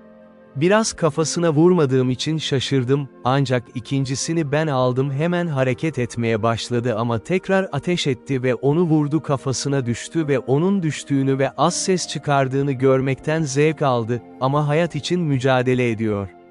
Sonra Huri cesaretini topladı ve onu bırakmamı istedi kıyıda. Hadi, git, dedim ben, çocuk suya atladı ve bir elinde küçük bir silah aldı, diğer eliyle kıyıya yüzdü ve geldi yaratığın yanına yaklaştı, parçanın ağızlığını kulağına götürdü ve onu ateşle vurdu yine ki bu onu sessizce etkisiz hale getirdi. Bu bizim için gerçekten bir oyundu, ama bu yiyecek değildi ve kaybettiğim için çok üzüldüm 3 barut bombası ve hiçbir işe yaramayan bir yaratığın üzerine ateş edildi biz. Ancak Huri biraz ondan alacağını söyledi, böylece gemiye katılıyor ve baltanı vermemi istedi. Ne için, Huri, dedim. Kafasını kestim, dedi. Ancak Huri kendi bağlantısını kesemedi. Kafasını kesmişti, ama bir ayağını kesip yanında getirdi ve o gerçekten devasa bir şeydi harika. Yine de kendime düşündüm ki, belki de onun teni, bir şekilde ya da diğerleri ise bizim için değerli olsun ve elimden gelirse derisini çıkarmaya karar verdim. Böylece Huri ve ben onunla çalışmaya başladık. Ama Huri bu konuda çok daha iyi bir işçiydi çünkü bunu nasıl yapacağımı çok iyi bilmiyordum. Gerçekten de, ikimiz de bütün günü ayakta kalktık. Ama sonunda derisinden kurtulduk ve üstüne serdik kulübenin için, güneş onu 2 gün içinde etkili bir şekilde kuruttu ve sonrasında bana yatacak bir şey oldu. Bu duraktan sonra, 10 ya da 12 saniye boyunca sürekli güney yönünde ilerledik günler, erzaklarımızla çok az yaşanıyordu, bu erzaklar çok azalmaya başladı ve tatlı su için zorunlu olduğundan daha sık kıyıya gitmedik. Aman bu amaçla Gambiya veya Senegal Nehri, yani herhangi bir yere yapılması amaçlandı Cape de Verde hakkında, burada bir Avrupa gemisiyle buluşmayı umuyordum ve eğer gitmezsem, hangi yolu izlemem gerektiğini bilmiyordum, ama adalar ya da orada siyahiler arasında yok olur. Tüm gemilerin Avrupa'ya ulaştı ve ya Gine kıyısına, Brezilya'ya ya da doğuya doğru yelken açtı Hintler, bu burnu ya da o adaları yaptı ve kısaca, tüm şans bu tek noktada, ya bir gemiyle karşılaşmam ya da zorunda kalacağım yok ol. Bu kararı yaklaşık 10 gün daha sürdürdüğümde, dediğim gibi, toprakların yerleşim olduğunu görmeye başladı ve 2 ya da 3 yerde, yanımızdan geçerken kıyıda bize bakan insanları gördük, ayrıca oldukça siyah ve çıplak olduklarını algılıyorum. Bir zamanlar devam etmeye eğilimliydim kıyıya doğru onlara doğru, ama Huri benim daha iyi danışmanımdı ve bana dedi ki, olmaz, olmaz. Ama onlarla konuşmak için kıyıya daha da yaklaştım ve onların kıyı boyunca yanımdan iyi bir yol geçtiğini gördüm. Onların olmadığını gözlemledim elinde silahlar vardı. Sadece biri uzun, ince bir sopa tutuyordu, ki Huri bir mızrak olduğunu ve onları iyi nişan alarak büyük bir yol fırlatabileceklerini söyledi. Yani mesafede durdum ama mümkün olduğunca işaretlerle konuştum ve özellikle bir şeyler yemek için işaretler yaptılar, bana durdurmamı söylediler. Tekneyle birlikte bana biraz et getirirlerdi. Bunun üzerine yelkenimin üstünü indirdim ve yanında yattı, ikisi kırsala doğru koştu ve daha kısa sürede yarım saat geri döndü ve yanlarında 2 parça kurumuş et getirdi ve bazı tahıllar, örneğin ülkelerinin ürünü, ama ne olduğunu bilmiyorduk biri ya da diğeri. Ancak kabul etmeye istekliydik. Ama nasıl bir sonraki tartışmamız bu oldu. Çünkü onlara karaya çıkmazdım. Ve onlar da bizden aynı derecede korkuyorlardı, ama hepimiz için güvenli bir yol seçtiler. Çünkü onu kıyıya götürdüm, yere bıraktım ve çok uzakta durdum ta ki onu gemiye alıp tekrar bize yaklaşana kadar.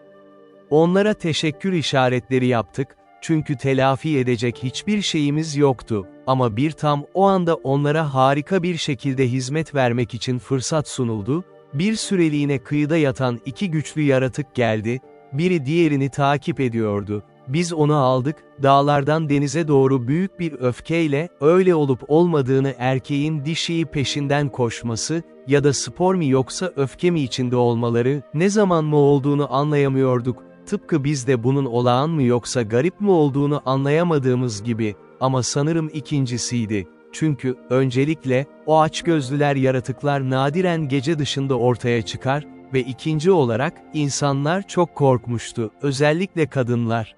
Mızrak sahibi adam ya da dart onlardan uçmadı, ama diğerleri uçtu, ancak, 2 yaratık olarak doğrudan suya koştu, hiçbir yere düşmeyi teklif etmediler. Zenciler oldu, ama denize daldılar ve sanki yüzdüler eğlenceleri için gelin, sonunda biri teknemize yaklaşmaya başladı ilk başta beklediğimden daha iyi, ama ona hazır oldum. Çünkü silahımı doldurmuştum tüm mümkün keşif gezilerini başlattı ve Huriye diğerlerini de yüklemesini söyledi. O gelir gelmez ulaşabileceğim mesafedeyken ateş ettim ve doğrudan kafasına ateş ettim, hemen suya battı, ama anında ayağa kalktı ve sanki yukarı aşağı dalışlar yaptı hayat için mücadele ediyordu ve gerçekten de öyleydi, hemen kıyı, ama ölümcül yarası olan yara ile boğulma arasında suya varmadan hemen önce öldü. Bu zavallı yaratıkların şaşkınlığını ifade etmek imkansızdır silahımın gürültüsü ve ateşi, bazıları korkudan ölmeye bile hazırdı ve korkuyla ölü gibi yere düştü, ama yaratığı ölü gördüklerinde, ve suya battı, kıyıya gelmeleri için işaretler yaptım, onlar cesaretini toplayıp geldi ve yaratığı aramaya başladı. Onu onun yanında buldum su kan lekelemesi, ve etrafına sardığım bir ipin yardımıyla, ve siyahilere çekmelerini verdi, onu kıyıya sürüklediler ve bunun çok ilginç bir leopar, benekli ve takdire şayan derecede ince, ve zenciler hayranlıkla ellerini kaldırdılar, ne öldürdüğümü düşünün onunla. Diğer yaratık, ateşin parıltısı ve silah sesinden korkmuş, kıyıya yüzdüler ve geldikleri dağlara doğru koştular, ne de o mesafeden ne olduğunu bilebilir miyim? Çabucak zencilerin dilek istediğini gördüm bu yaratığın etini yemeye razı oldum, bu yüzden onları bir benden iyilik aldım, onlara onu alabilecekleri için işaretler yaptığımda, çok minnettardık.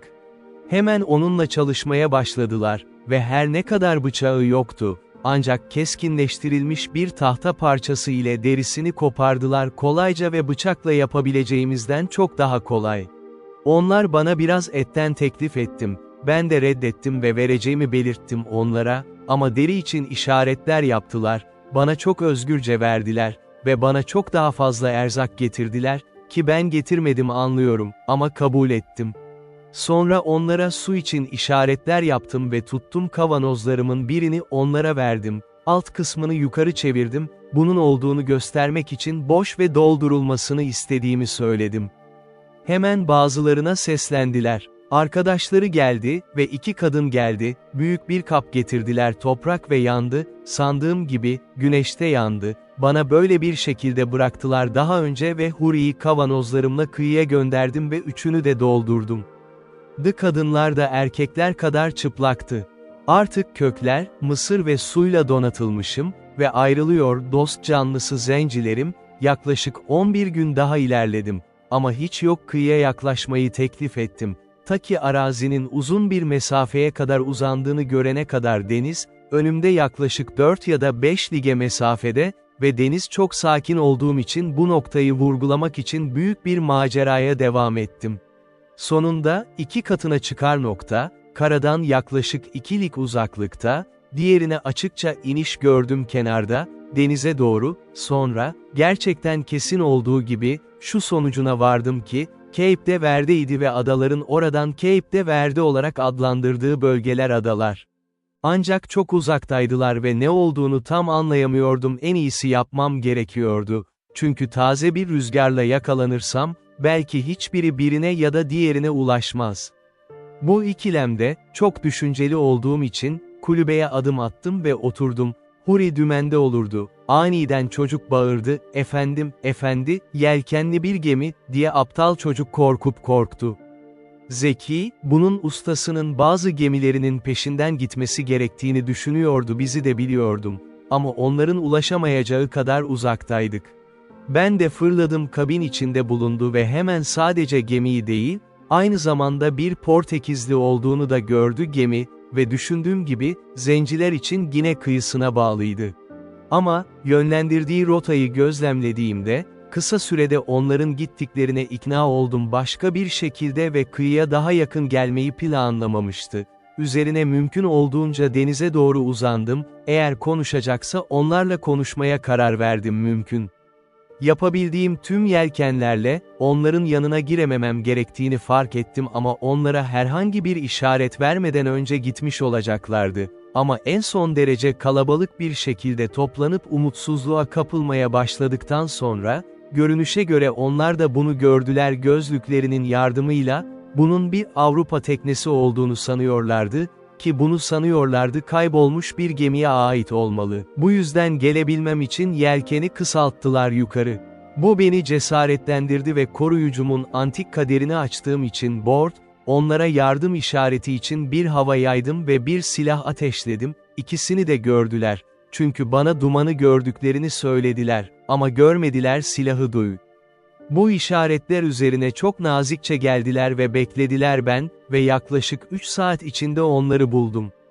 Bana ne olduğumu sordular, Portekizce, İspanyolca ve Fransızca ama ben hiçbirini anlamadı, ama sonunda gemide bulunan bir İskoç denizci seslendi bana ve ona cevap verdim, İngiliz olduğumu, kendi Sallede kölelikten Moors'tan kaçmak, sonra bana gelmeyi söylediler, borta girdi ve beni ve tüm mallarımı çok nazikçe kabul etti. Benim için tarif edilemez bir sevinçti, ki herkes buna inanır. Böyle biri olduğum böyle mutsuz ve neredeyse umutsuz bir adamdan kurtarıldı. Benim de saygım var halimdeydim ve hemen kaptanına elimden gelen her şeyi sundum gemiyi, kurtarışımın karşılığı, ama cömertçe bana bunu yapacağını söyledi, benden hiçbir şey almadım ama sahip olduğumun güvenli bir şekilde bana teslim edilmesi gerektiğini söyledim. Brezilya'ya geldi. Çünkü, diyor, hayatını kurtardım, başka bir şartla, kendim kurtulmaktan memnun olurdum ve belki de bir kez kurtarılabilir ya da başka bir şekilde, aynı durumda kabul edilmem için benim kaderim olsun. Ayrıca, dedi o, seni Brezilya'ya taşıdığımda, kendi ülkenden çok uzakta ülke, sahip olduklarını senden alırsam, orada açlıktan öleceksin ve sonra sadece verdiğim o hayatı elimden alıyorum. Hayır, diyor. Senior Ingles'e, Bay İngiliz, sizi taşıyacağım oraya hayırseverlik için ve o şeyler oradaki geçimini satın almaya yardımcı olacak ve tekrar eve dönüşün. Bu teklifte hayırsever olduğu için, sadece bir gösteride bulunuyordu başlık. Çünkü denizcilere kimsenin benim sahip olduğum hiçbir şeye dokunmamasını emretti, sonra her şeyi kendi eline aldı ve bana tam bir belge verdi, onları envanterine sahip, hatta 3 toprak küpüme kadar sahip olabilirim. Benim tekneme gelince, çok iyiydi ve gördüğünü, bana söyleyeceğini söyledi, gemisinin kullanımı için benden satın aldı ve bana ne alacağımı sordu. Ona bana sunamadığım her şeyde çok cömert olduğunu söyledim, tekne için herhangi bir fiyat belirleyip tamamen ona bıraktı, o da bana söyledi, bana 88'lik para ödemem için bir el notu verecekti Brezilya ve oraya geldiğinde, biri daha fazlasını teklif ederse, o tamam. Ayrıca oğlum Huri için 68 parça daha teklif etti, ki ben de kabul etmek isteksizdi, kaptanın onu almasına izin vermek istemediğim için değil, ama ben bana yardım eden zavallı çocuğun özgürlüğünü satmaya çok isteksizdim. Kendi adımı sadıkça temin ediyordu. Ama ona sebebimi söylediğimde, adil olduğunu kabul etti ve bana bu ortamı sundu. Çocuğa Hristiyan olursa onu 10 yıl içinde serbest bırakma yükümlülüğünü aldı. Bunun üzerine ve Huri ona gitmeye istekli olduğunu söyledi. Ben de kaptanın onu almasına izin verdim. Brezilyalara çok iyi bir yolculuk yaptık ve Bay de Todoslos'a vardım Santos, yani All Saints, Bay, yaklaşık 22 gün sonra. Ve şimdi bir kez daha hayatın en sefil koşullarından kurtulmuştu ve ne kendimle ilgili bir sonraki yapmayı düşünecektim. Kaptanın bana gösterdiği cömert muameleyi asla hatırlayamıyorum. O geçişim için benden hiçbir şey almadılar, bana 20 dukat verdiler leopar derisi, 40 aslan derisi ise, ki benim yanımda vardı. Gemide bulunan her şeyin zamanında bana teslim edilmesine neden oldu ve satmaya istekli olduklarımı, mesela şişe kutusunu satın aldı, 2 silahım ve bal mumu parçasından bir parça, çünkü mumlar yapmıştım diğerlerinin ise, kısacası, yaklaşık 228'lik parça yaptım tüm yüküm ve bu stokla Brezilya'da kıyıya çıktım. Burada çok kalmamıştım ki, iyi bir dürüst evine önerildim kendisi gibi bir adam, onların dediği gibi bir ingenyo, yani, bir plantasyon ve bir şeker evi ile birlikte bulundu. Bir süre onunla yaşadım ve tanıştım bu yolla şeker ekme ve yapım yöntemiyle kendimi de kullanıyordum ve plantatorların ne kadar iyi yaşadıklarını ve aniden nasıl zengin olduklarını görünce karar verdim, orada yerleşmek için bir lisans alabilirsem, onların arasında bir yetiştirici olurdum. Bu arada paramı almanın bir yolunu bulmaya karar veriyordum, ki param vardı Londra'da bırakıldı, bana havale edildi. Bu amaçla, bir tür mektup almak vatandaşlık aldığımda, param kadar tedavi edilmemiş arazi satın aldım ve plantasyonum ve yerleşim için bir plan hazırladım. Böyle biri İngiltere'den almayı teklif ettiğim stoklara uygun olmalı. Lizbonlu bir komşum vardı. Portekizli ama İngiliz ebeveynlerden doğmuş, onların adım Wells idi ve benim gibi birçok durumda. Ona benim diyorum komşu, çünkü onun plantasyonu benimkinin yanındayken ve biz çok fazla devam ettik sosyal olarak birlikte. Benim stokum ve onunki kadar düşüktü ve biz daha çok ektik yaklaşık 2 yıl boyunca her şeyden çok yiyecek için. Ancak biz arttı ve topraklarımız düzene girmeye başladı. Yani 3. yıl biraz tütün dikti ve her birimize büyük bir toprak parçası hazırladık. Gelecek yıl baston dikmek, ama ikimiz de yardım istedik ve şimdi buldum, öncekinden daha fazla, oğlum Huri'den ayrılırken yanlış bir şey etmiştim. Ama ne yazık ki, yanlış yapmam ve asla doğru yapmamam büyük bir şaşırtıcı değildi. Ben başka çare yok, devam etmek gerekir, dehasıma oldukça uzak bir işe girmiştim ve zevk aldığım ve uğruna terk ettiğim hayata tam tersiyeydi babamın evini ve tüm iyi tavsiyelerini aştı. Hayır, geliyordum babamın en orta ya da en üst seviyesine geçtiği düşük sınıfa daha önce bana tavsiye etmişti ve devam etmeye karar verirsem, en iyisi evde kaldım ve dünyada kendimi hiç yormadım ve sık sık kendime derdim, bunu İngiltere'de de yapabilirdim, arkadaşlarımın arasında, yabancılar arasında yapmak için 5000 mil uzaklara gitmiş gibi ve vahşi bir doğada, kimseden haber duyamayacak kadar uzakta beni en az tanıyan dünyanın bir yeri. Bu şekilde durumuma en büyük bir pişmanlıkla bakardım. Ben konuşacak kimse yoktu. Sadece ara sıra bu komşu, yapılacak iş yok, ama ellerimin emeğiyle, ve hep derdim, tıpkı bir adam gibi yaşıyordum kendisinden başka kimse olmayan ıssız bir adada.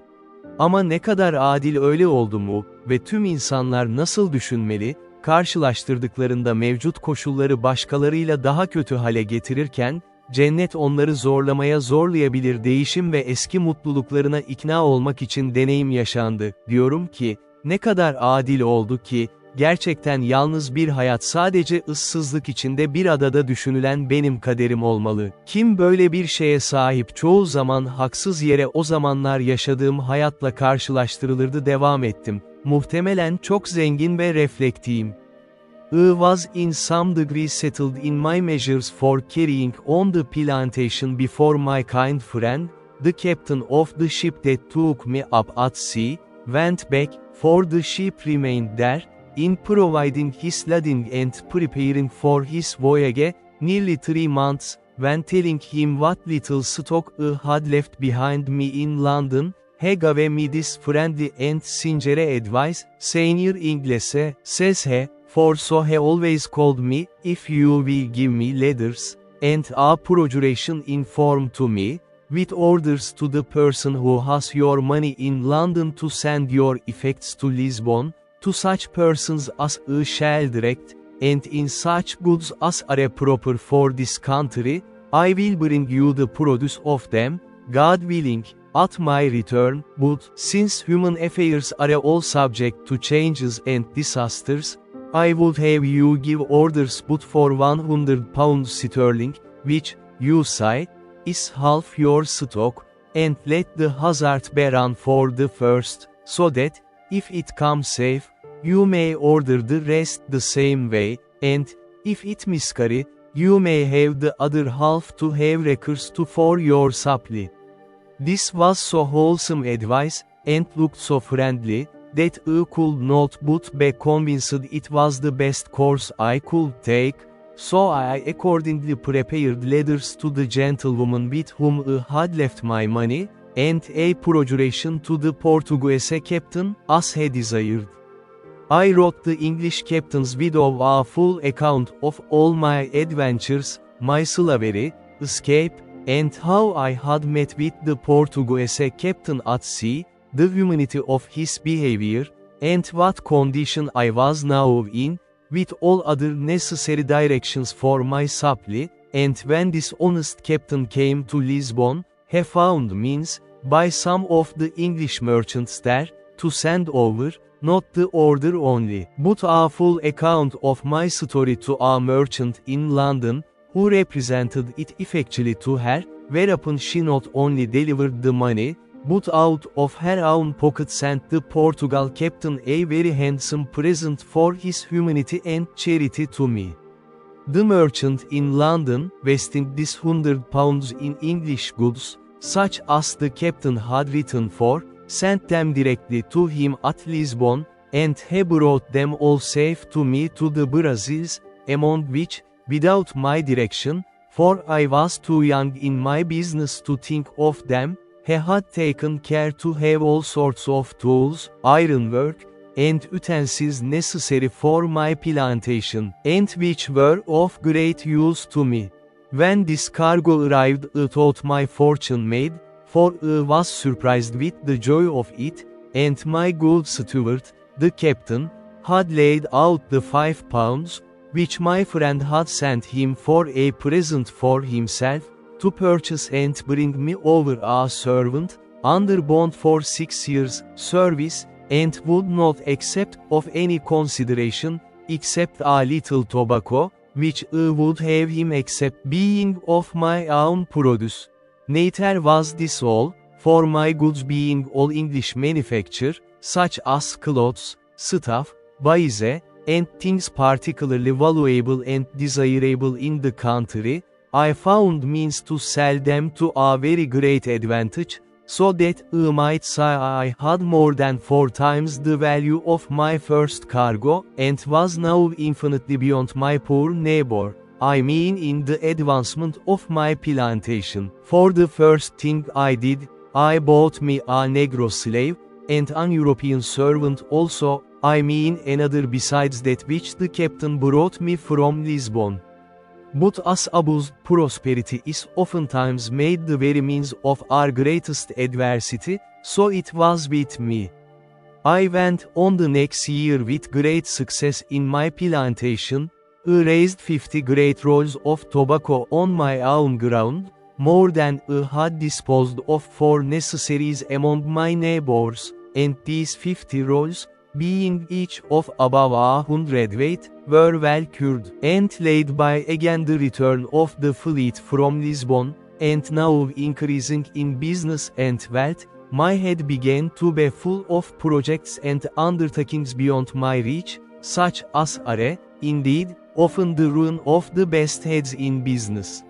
Had I continued in the station I was now in, I had room for all the happy things to have yet befallen me for which my father so earnestly recommended a quiet, retired life, and of which he had so sensibly described the middle station of life to be full of, but other things attended me, and I was still to be the willful agent of all my own miseries, and particularly, to increase my fault, and double the reflections upon myself, which in my future sorrows I should have leisure to make.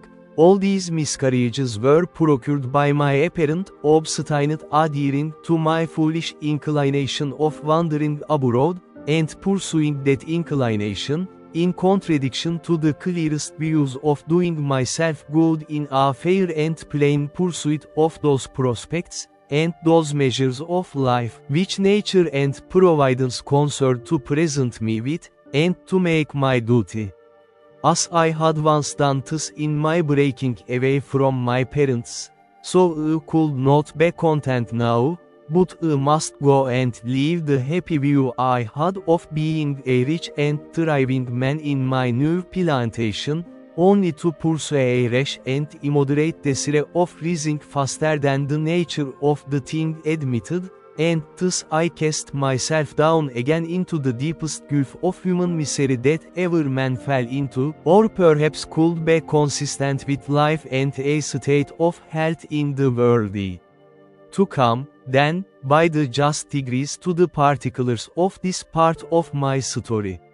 You may suppose, that having now lived almost 4 years in the Brazils, and beginning to thrive and prosper very well upon my plantation, I had not only learned the language, but had contracted acquaintance and friendship among my fellow planters, as well as among the merchants at St. Salvador, which was our port, and that, in my discourses among them, I had frequently given them an account of my 2 voyages to the coast of Guinea, the manner of trading with the Negroes there, and how easy it was to purchase upon the quest for trifles, such as beds, toys, knives, scissors, hatchets, bits of glass, and the like, not only gold dust, Guinea grains, elephants, teeth, veg. but Negroes, for the service of the Brazils, in great numbers.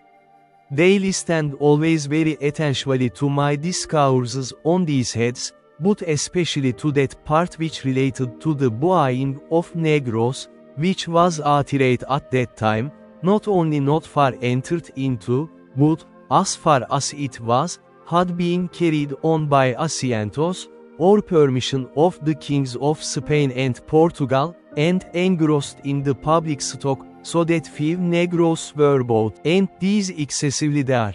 Oldu, bazı tüccarlar ve çiftçilerle birlikteyken tanıdık ve bu konuları çok içtenlikle konuşurken, üçü kendine geldi. Ertesi sabah bana söylediler ve sahip olduklarım üzerine çok düşündüklerini söylediler. Onlarla son gece konuştu, gizli bir teklif sunmaya geldiler bana ve bana gizliliği emrettikten sonra, bunun bir amacı olduğunu söylediler. Gine'ye gitmek için bir gemi hazırlıyor. Benim kadar tüm plantasyonlarına sahip olduklarını ve hizmetçiler için kısıtlanmıştı, çünkü bu bir takas idi, devam edemezlerdi.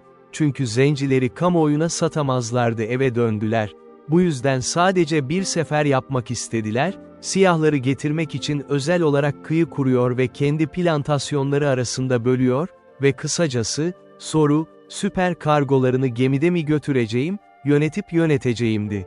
Gine kıyısında ticaret kısmı ve bana yapmam gerektiğini teklif ettiler. Zencilerin eşit payım, stoktan hiçbir pay vermeden.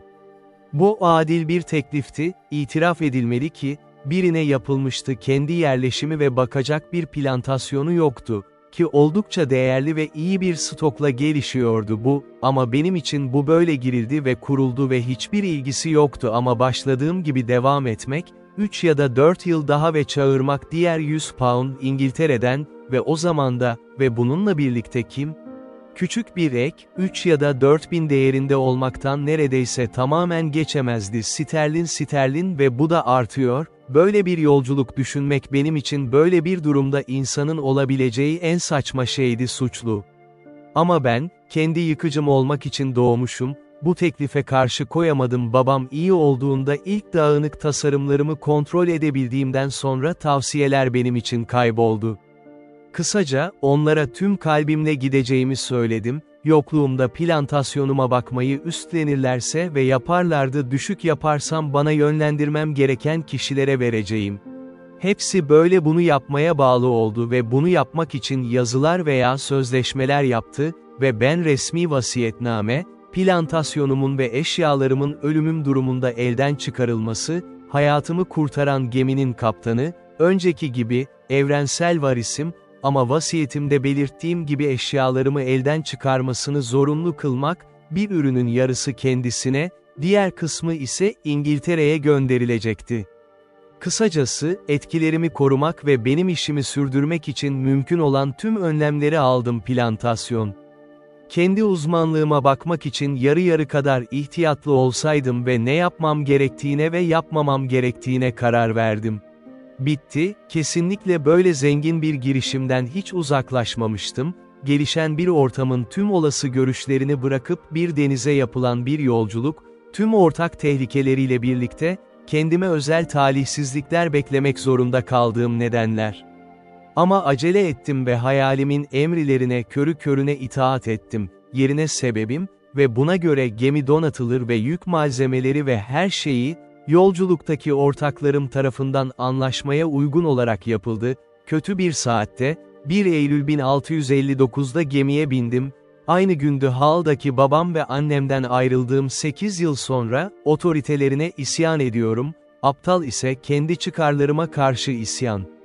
Gemiz yaklaşık 120 ton ağırlığındaydı, 6 top taşıyordu ve 14 adam, üstad, onun oğlu ve ben dışında. Gemimizde büyük bir şey yoktu malların kargosu, zencilerle ticaretimiz için uygun oyuncaklar hariç, örneğin boncuklar, cam parçaları, deniz kabuları ve özellikle küçük küçük şeyler gözlükler, bıçaklar, makaslar, baltalar ve benzerleri.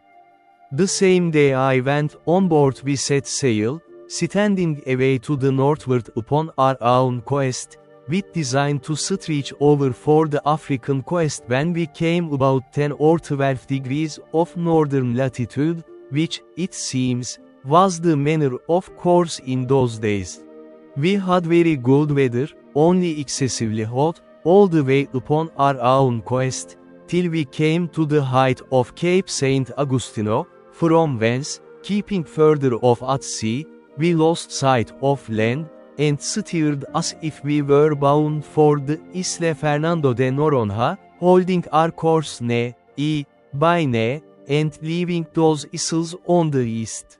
In this course we passed the line in about 12 days' time, and were, by our last observation, in 7 degrees 22 minutes northern latitude, when a violent tornado, or hurricane, took us quite out of our knowledge. It began from the southeast, came about to the northwest, and then settled in the northeast, from whence it blew in such a terrible manner, that for 12 days together we could do nothing but drive, and, scudding away before it, let it carry us whither fate and the fury of the winds directed, and, during these 12 days, I need not say that I expected every day to be swallowed up, nor, indeed, did any in the ship expect to save their lives. Bu sıkıntıda, fırtınanın dehşetinin yanı sıra, adamlarımızdan biri öldü kalençir, bir adam ve çocuk denize düştü. 12. gün civarında, hava biraz azaldı, usta da bir gözlem yaptı ve o da yapabiliyordu ve yaklaşık 11 derece kuzey enleminde olduğunu fark etti, ama Cape St. Agustino'nun batısında 22 derece boylam farkı vardı. Böylece Guiana kıyısında ya da Brezilya'nın kuzeyinde olduğunu fark etti, Amazon Nehri'nin ötesinden, genellikle Orinoco Nehri olarak adlandırılan Orinoco Nehri'ne doğru Great River ve benimle hangi yolu izlemesi gerektiği konusunda danışmaya başladı, çünkü gemi sızdırıyordu ve tamamen devre dışı kalmıştı, doğrudan Brezilya kıyısında. Buna kesinlikle karşıydım ve deniz kıyısının haritalarına bakıyor, Amerika'yı onunla birlikte götürdük ki, sahip olacağımız bir yerleşim yeri yok. Karayip Adaları çemberine girene kadar başvurduk ve bu nedenle Barbados'e karşı durmaya karar verdi. Denizde kalarak Meksika Körfezi veya Körfezi'nin hava çekiminden kaçınmak için kolayca şu şekilde performans sergileyebiliriz, umuyorduk. Yaklaşık 15 günlük yelken yolculuğunda, oysa biz ise Afrika kıyısına yolculuğumuz hem gemimize hem de gemimize yardım almadan kendimize karşı konuşurdu. Bu tasarımla rotamızı değiştirdik ve sırayla kuzeybatıdan W'ye doğru yönlendirdik. İngiliz adalarımızdan bazılarına ulaşmak için orada rahatlama umuyordum. Ama yolculuğumuz farklı kararlıydı. Çünkü 12 derece 18 enlemde olmak dakikalar içinde, ikinci bir fırtına üzerimize geldi ve bizi de aynı fırtına ile götürdü batıya doğru. Acelecilik ve bizi tüm insan ticaretinin yolundan uzaklaştırdı. Eğer tüm hayatımız deniz konusunda kurtarılmış olsaydı, tehlikedeydik. Vahşiler tarafından yutulmak, kendi ülkemize dönmekten daha önce. Bu sıkıntıda, rüzgar hala çok sert esiyordu. Adamlarımızdan biri erken dönemde sabah, "Kara yer," diye bağırdı ve biz de hemen dışarı çıktık. Dışarı bakmak için kulübe, nerede olduğumuzu görmek umuduyla gemi bir kumun üzerine çarptı ve bir an içinde hareketi öyle durdu ki, deniz öyle bir şekilde üzerini sardı ki hepimizin böyle yapması gerektiğini düşündük. Hemen yok oldu ve hemen yakın mesafeye çekildik, bizi denizin köpük ve sıçramasından korumak için. Benzer durumda olmayan birinin bunu anlatması kolay değildir ya da böyle durumlarda insanların şaşkınlığını düşünebilir. Hiçbir şey bilmiyorduk, nerede olduğumuz ya da hangi kara üzerinde sürüklendiğimiz, bir ada olup olmadığı ya da ana bölge, ister yerleşim ister olmasın, ister yerleşim olsun. Rüzgarın öfkesi gibiydi, hala harika. Ancak ilk baştakinden biraz daha az, umut bile edemiyorduk. Geminin birkaç dakika boyunca paramparça olmadan dayanmasını sağla, ancak rüzgarlar varsa, bir tür mucizeyle hemen dönmesi gerekir. Kısaca, oturup baktık birbirlerine karşı ve her an ölümü bekleyerek ve buna göre her insanı, başka bir dünyaya hazırlanmak, çünkü yapacak çok az ya da hiçbir şey kalmamıştı bunda. Mevcut rahatlığımız ve sahip olduğumuz tüm rahatlık, beklentimizin aksine, gemi henüz kırılmamış ve usta rüzgarın azalmaya başladığını söyledi. Şimdi, rüzgarın biraz azaldığını düşünmüştük, ama gemi böylece kumun üzerine çarptı ve beklentimiz için çok hızlı yapıştı. Gerçekten çok kötü bir durumdaydık ve yapacak tek şeyimiz yoktu, sadece düşünmektik, hayatlarımızı elimizden geldiğince kurtarmak. Az önce kıçımızda bir tekne vardı, fırtına ile karşılaştı. Ama önce geminin dümenine çarparak durduruldu ve bir sonraki yerde koptu, ya battı ya da denize sürüldü. Yani ondan hiç umut yoktu. Gemide başka bir tekne vardı ama onu nasıl buluruz, denize gitmek şüpheli bir şeydi. Ancak tartışmaya zaman yoktu. Çünkü geminin her dakika parçalanacağını hayal ediyorduk ve bazıları bunu söyledi, aslında zaten kırılmıştı. "I distress the matter of our vessel laid hold of the boat, and with the help of the rest of the men got her slung over the side, and getting all into her, let go, and committed ourselves, being 11 in number, to God's mercy and the wild sea. For though the storm was abated considerably, yet the sea ran dreadfully high upon the shore, and might be well called than wild sea, as the Dutch called the sea in a storm. And now our case was very dismal indeed, for we also plainly that the sea went so high that the boat could not live, and that we should be inevitably drowned. As to making sail, we had none, nor if we had could we have done anything with it, so we worked at the oar towards the land, though with heavy hearts, like men going to execution, for we all knew that when the boat came near the shore she would be dashed in 1,000 pieces by the breach of the sea. However, we committed our souls to God in the most earnest manner, and the wind driving us towards the shore, we hastened our destruction with our own hands, pulling as well as we could towards land. What the shore was, whether rock or sand, whether steep or shoal, we knew not. The only hope that could rationally give us the least shadow of expectation was, if we might find some bay or gulf, or the mouth of some river, where by great chance we might have run our boat in, or got under the lee of the land, and perhaps made smooth water. But there was nothing like this appeared, but as we made nearer and nearer the shore, the land looked more frightful than the sea. After we had rowed, or rather driven about a league and a half, as we reckoned it, a raging wave, mountain-like, came rolling astern of us, and plainly bade us expect the Cap de Grace. It took us with such a fury, that it overset the boat at once, and separating us as well from the boat as from one another, gave us numara time to sigh, "O God," for we were all swallowed up in a moment. Nothing can describe the confusion of thought which I felt when I sank into the water, for though I swam very well, yet I could not deliver myself from the waves so as to draw breath, till that wave having driven me, or rather carried me, a vast way on towards the shore, and having spent itself, went back, and left me upon the land almost dry, but half dead with the water I took in. I had so much presence of mind, as well as breath left, that seeing myself nearer the mainland than I expected, I got upon my feet, and endeavored to make on towards the land as fast as I could before another wave should return and take me up again, but I soon found it was impossible to avoid it, for I saw the sea come after me as high as a great hill, and as furious as an enemy, which I had numara means or strength to contend with. My business was to hold my breath, and raise myself upon the water if I could, and so, by swimming, to preserve my breathing, and pilot myself towards the shore, if possible, my greatest concern now being that the sea, as it would carry me a great way towards the shore when it came on, might not carry me back again with it when it gave back towards the sea. The wave that came upon me again buried me at once 20 or 30 feet deep in its own body, and I could feel myself carried with a mighty force and swiftness towards the shore, a very great way, but I held my breath, and assisted myself to swim still forward with all my might.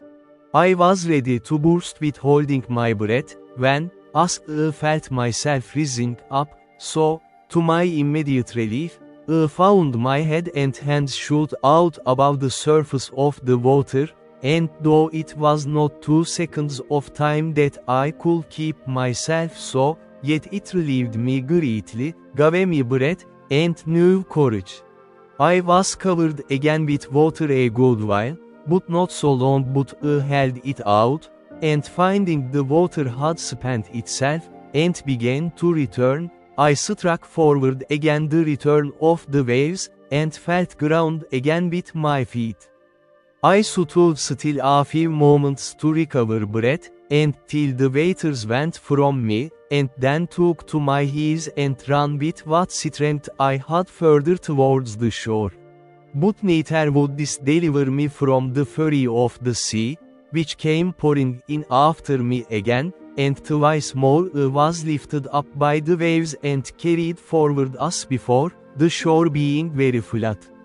The last time of these two had well nigh been fatal to me, for the sea having hurried me along as before, landed me, or rather dashed me, again a piece of rock, and that with such force, that it left me senseless, and indeed helpless, as to my own deliverance, for the blow taking my side and breast, beat the breath as it were quite out of my body, and had it returned again immediately, I must have been strangled in the water, but I recovered a little before the return of the waves, and seeing I should be covered again with the water, I resolved to hold fast by a piece of the rock, and so to hold my breath, if possible, till the wave went back.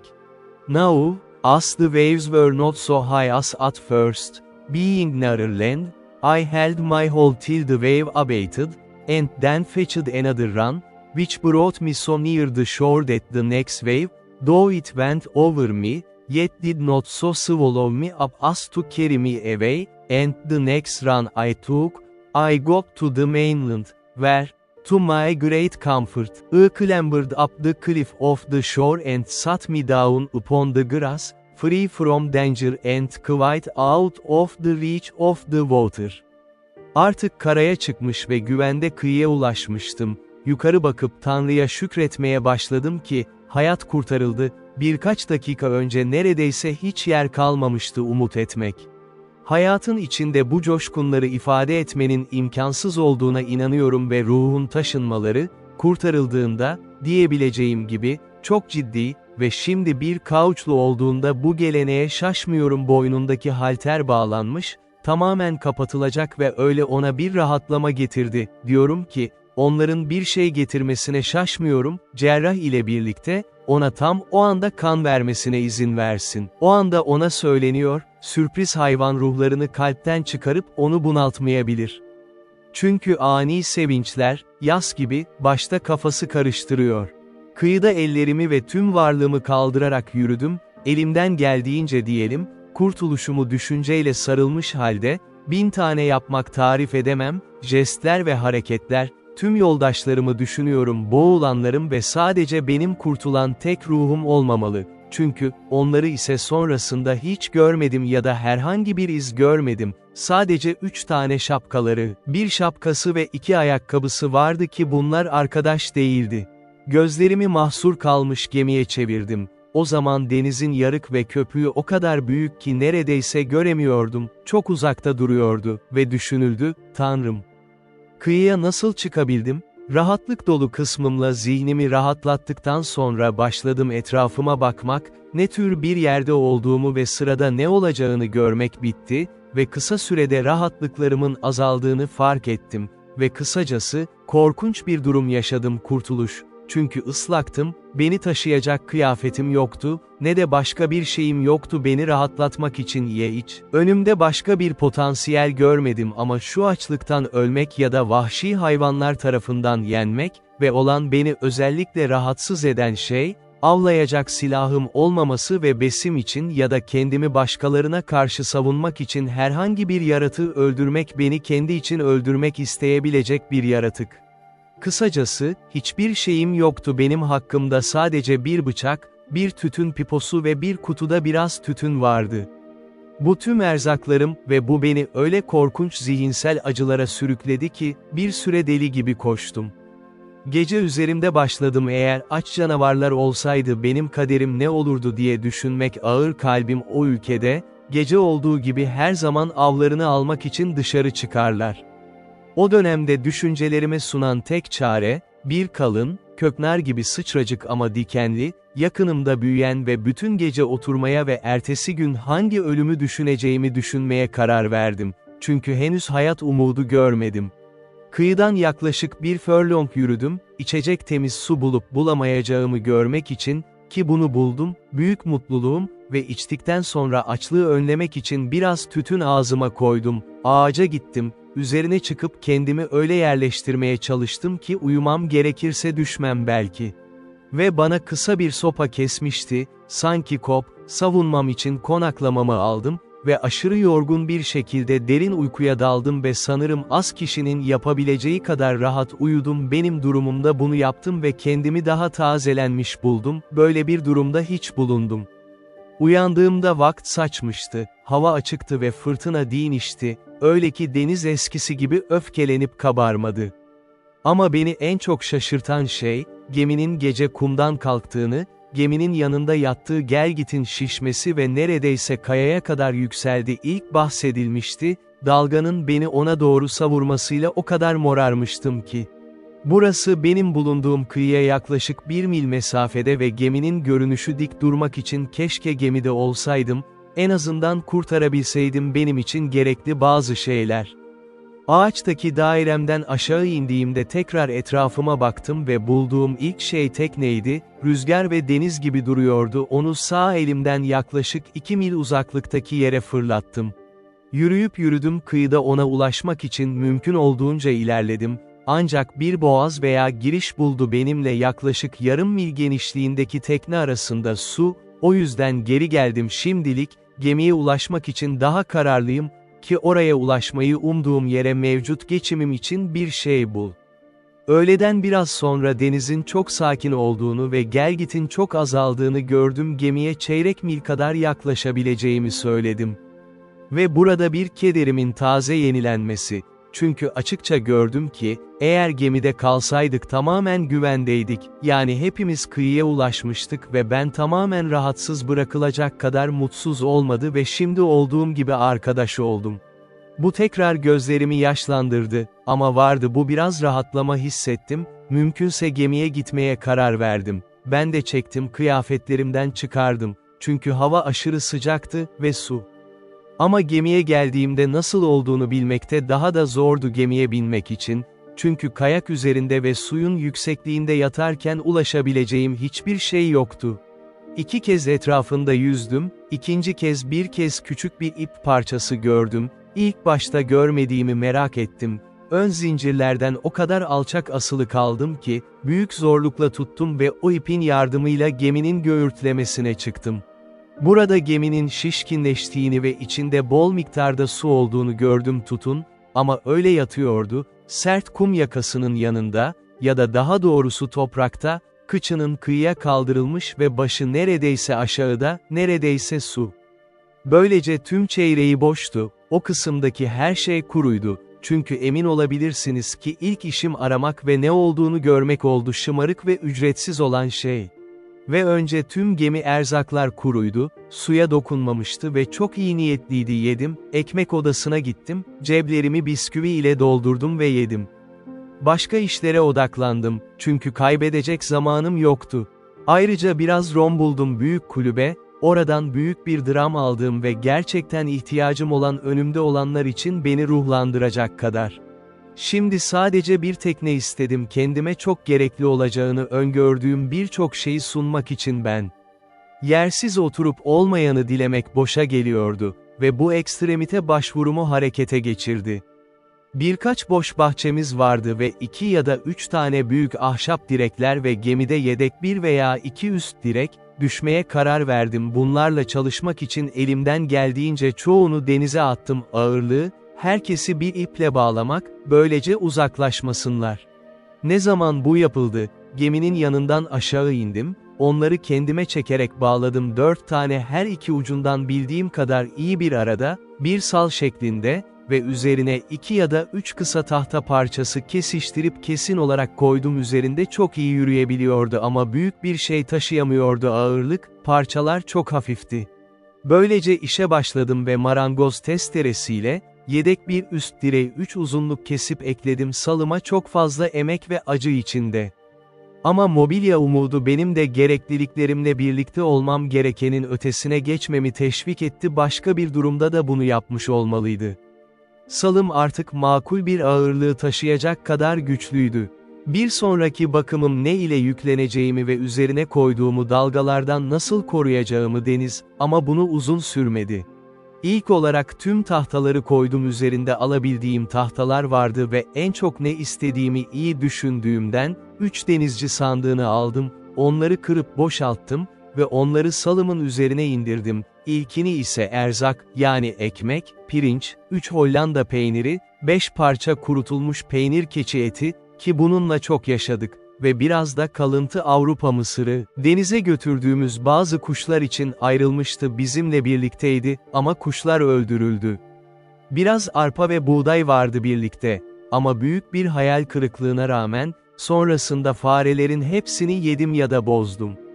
İçkilere gelince, birkaç kutu şişe buldum, kaptanımıza aitti, içinde biraz samimi sular vardı ve toplamda yaklaşık 5 ya da 6 galon raf.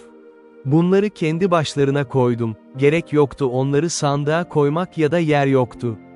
Bunu yaparken, ben gelgitin akmaya başladığını fark etti, ama çok sakin bir şekilde, ve utanç hissettim kıyıda bıraktığım ceketimi, gömleğimi ve yeleğimi yüzerek uzaklaş. Sadece keten ve açık dizli pantolonum ise, ben onlarla ve çoraplarımla gemiye yüzdüm. Ancak bu durum beni aramaya başladı yeterince bulduğum kıyafetler ama hediye olarak istediğimden fazlasını almadım kullandım. Çünkü gözümün daha çok odaklandığı başka şeylerim vardı, öncelikle araçlar kıyıda birlikte çalışmak için. Ve uzun aramadan sonra şu şeyi buldum marangoz sandığı, ki gerçekten benim için çok faydalı bir ödüldü ve çok şey o dönemde bir gemi dolusu altından daha değerli olurdu. Anladım salıma kadar, ne kadar bütün olsa da, ona bakmak için zaman kaybetmeden, çünkü ben genel olarak ne içerdiğini biliyordu. Sonraki bakımım biraz cephane ve silah oldu. 2 tane çok iyi büyük kulünde kuşları ve 2 tabanca. Bunları önce güvence altına aldım, birkaç barut boynuzu, küçük bir av torbası ve 2 eski paslı kılıç. Biliyordum gemide 3 varil barut vardı ama nişancımızın nerede olduğunu bilmiyordu, onları saklamıştı, ama uzun arayışla buldum, ikisi kuru ve güzel, üçüncüsü su almıştı. O ikisini kollarla salıma çıkardım.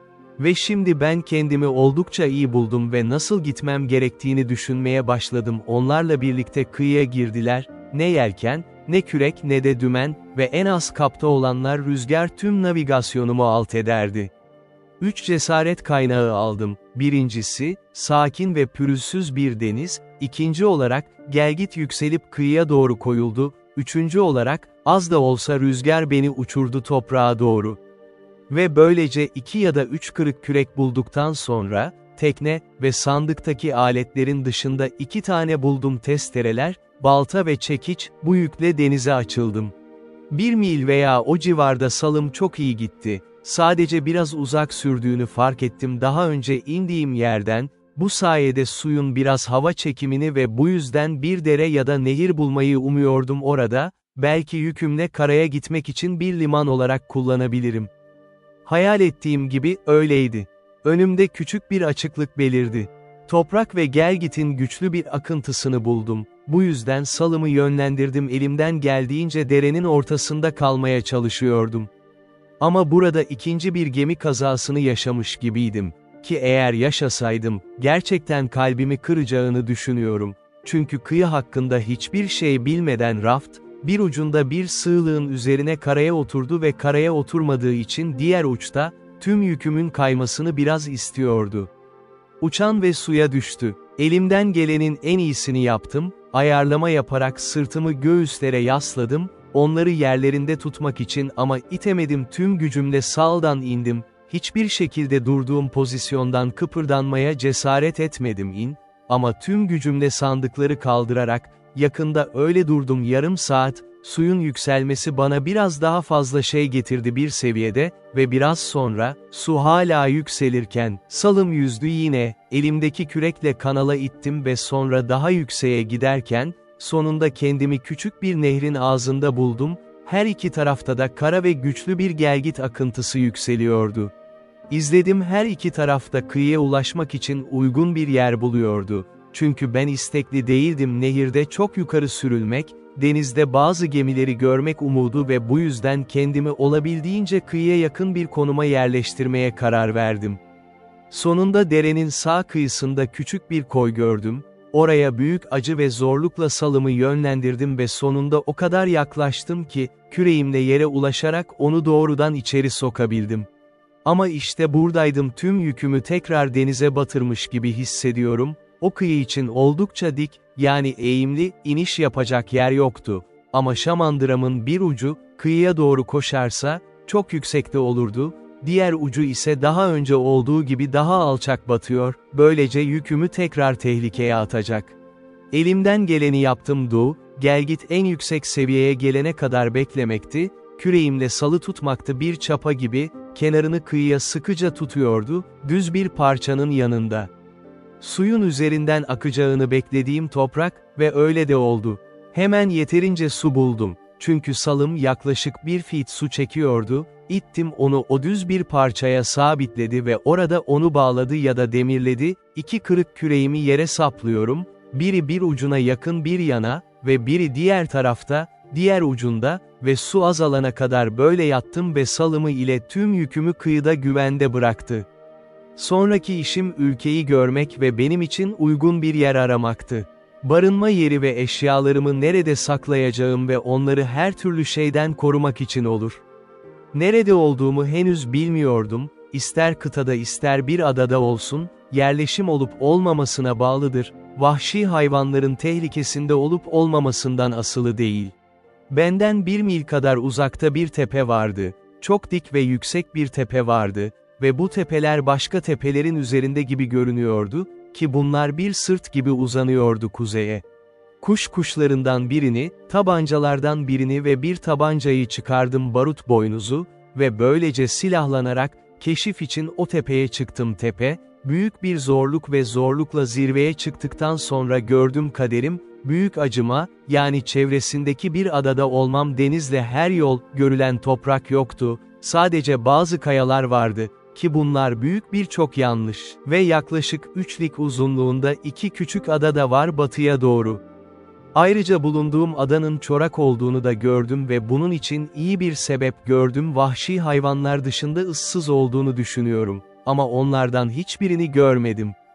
Ama ben bol miktarda kuş gördü ama türlerini bilmiyordu, onları öldürdüğümde de yemek için neyin uygun olduğunu ve nelerin olmadığını anlayabiliyor muydum? Geri döndüğümde ona ateş ettim büyük bir ormanın kenarında bir ağacın üzerinde oturan büyük bir kuş. Ay burada ilk ateşlenen silah olduğuna inanılırım dünya. Ateş eder yapmadan önce, odunların her yerinden yükseldi sayısız kuş, çeşitli türlerde, kafası karışmış bir çığlık atıyor ve ağlıyor, her biri her zamanki notuna göre ama hiçbiri yok bildiğim türden. Öldürdüğüm yaratığı ise bir tür şahin sandım, rengi ve gagası ona benziyordu, ama pençeleri ondan fazla, yaygın. Eti leşti ve hiçbir işe yaramıyordu. Bu keşiften memnun olarak salıma geri döndüm ve çalışmaya başladım. Yükümü kıyıya götürdüm, bu da günün geri kalanını sürdü. Ne yapalım geceleri kendim de nerede dinleneceğimi bilmiyordum, çünkü yalan söylemekten korkuyordum yere düştüm. Ama bir vahşi yaratığın beni yiyebileceğini bilmeden, çünkü sonrasında fark ettim ki, bu korkulara gerçekten gerek yoktu. Ancak elimden geldiğince kendimi sandıkla barikat ettim ve kıyıya getirdiğim tahtalar ve bunun için bir tür kulübe yaptım gece konaklaması.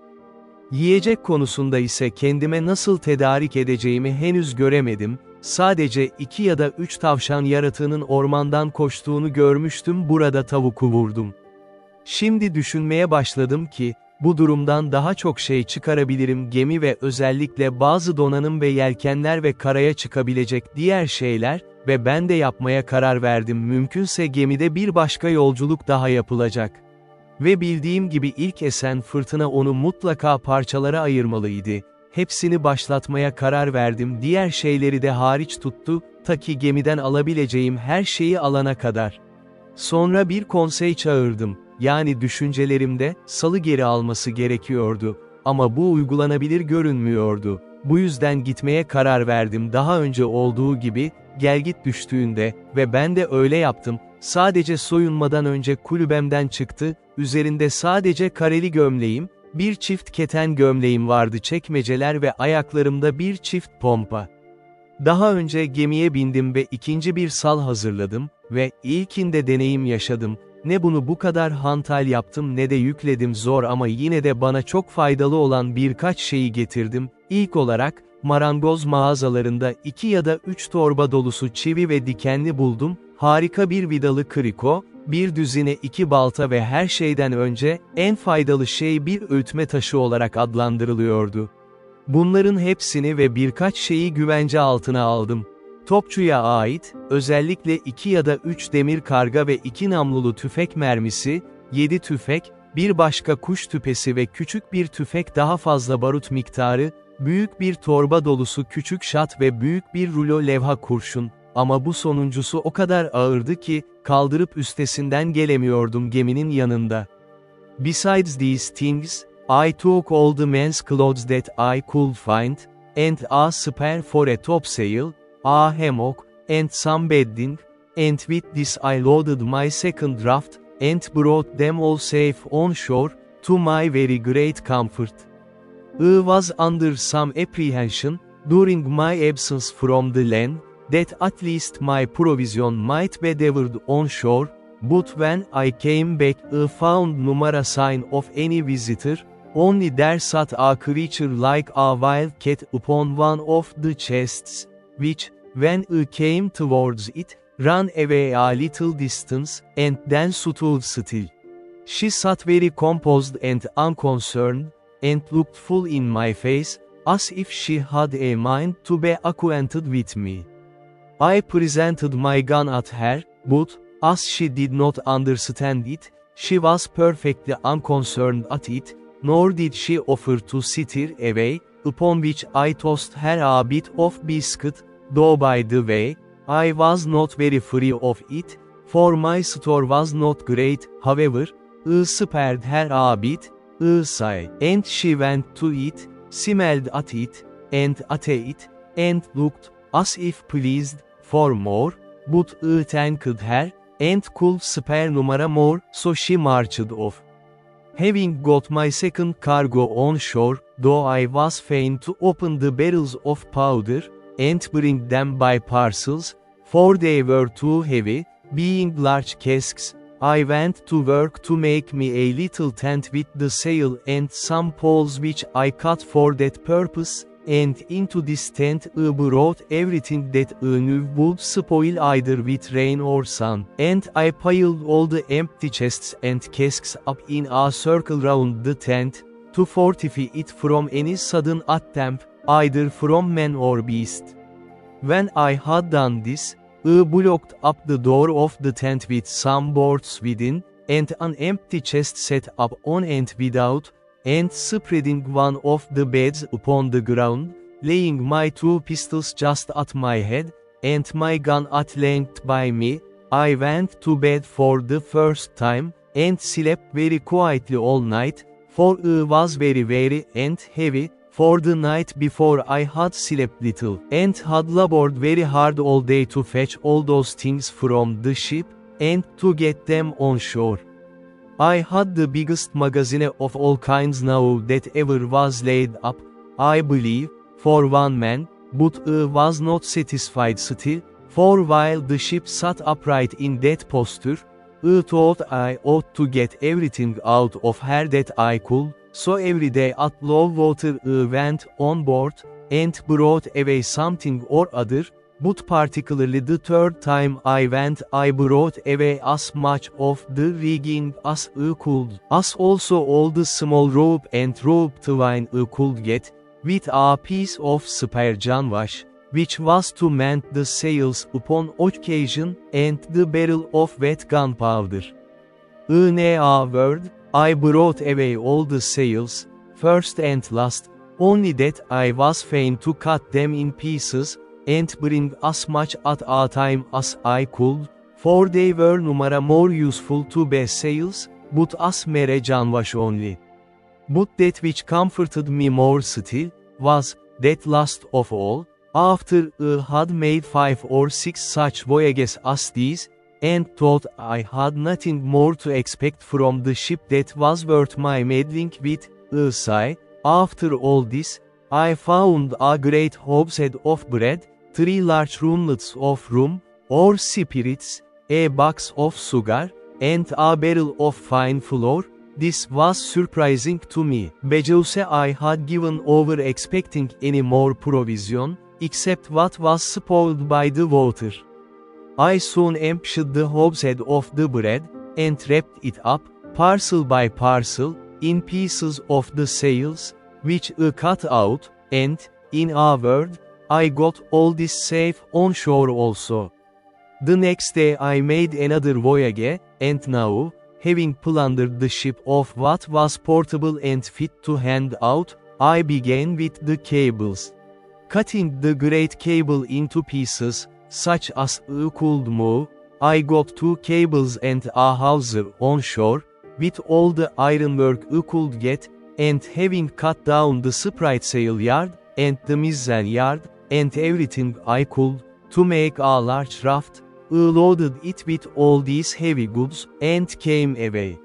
But my good luck began now to leave me, for this raft was so unwieldy, and so overladen, that, after I had entered the little cove where I had landed the rest of my goods, not being able to guide it so handily as I did the other, it overset, and threw me and all my cargo into the water.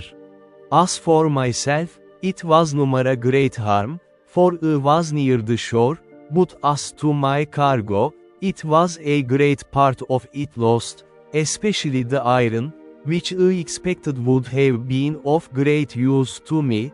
However, when the tide was out, I got most of the pieces of the cable ashore, and some of the iron, though with infinite labor, for I was fain to dip for it into the water, a work which fatigued me very much. After this, I went every day on board, and brought away what I could get.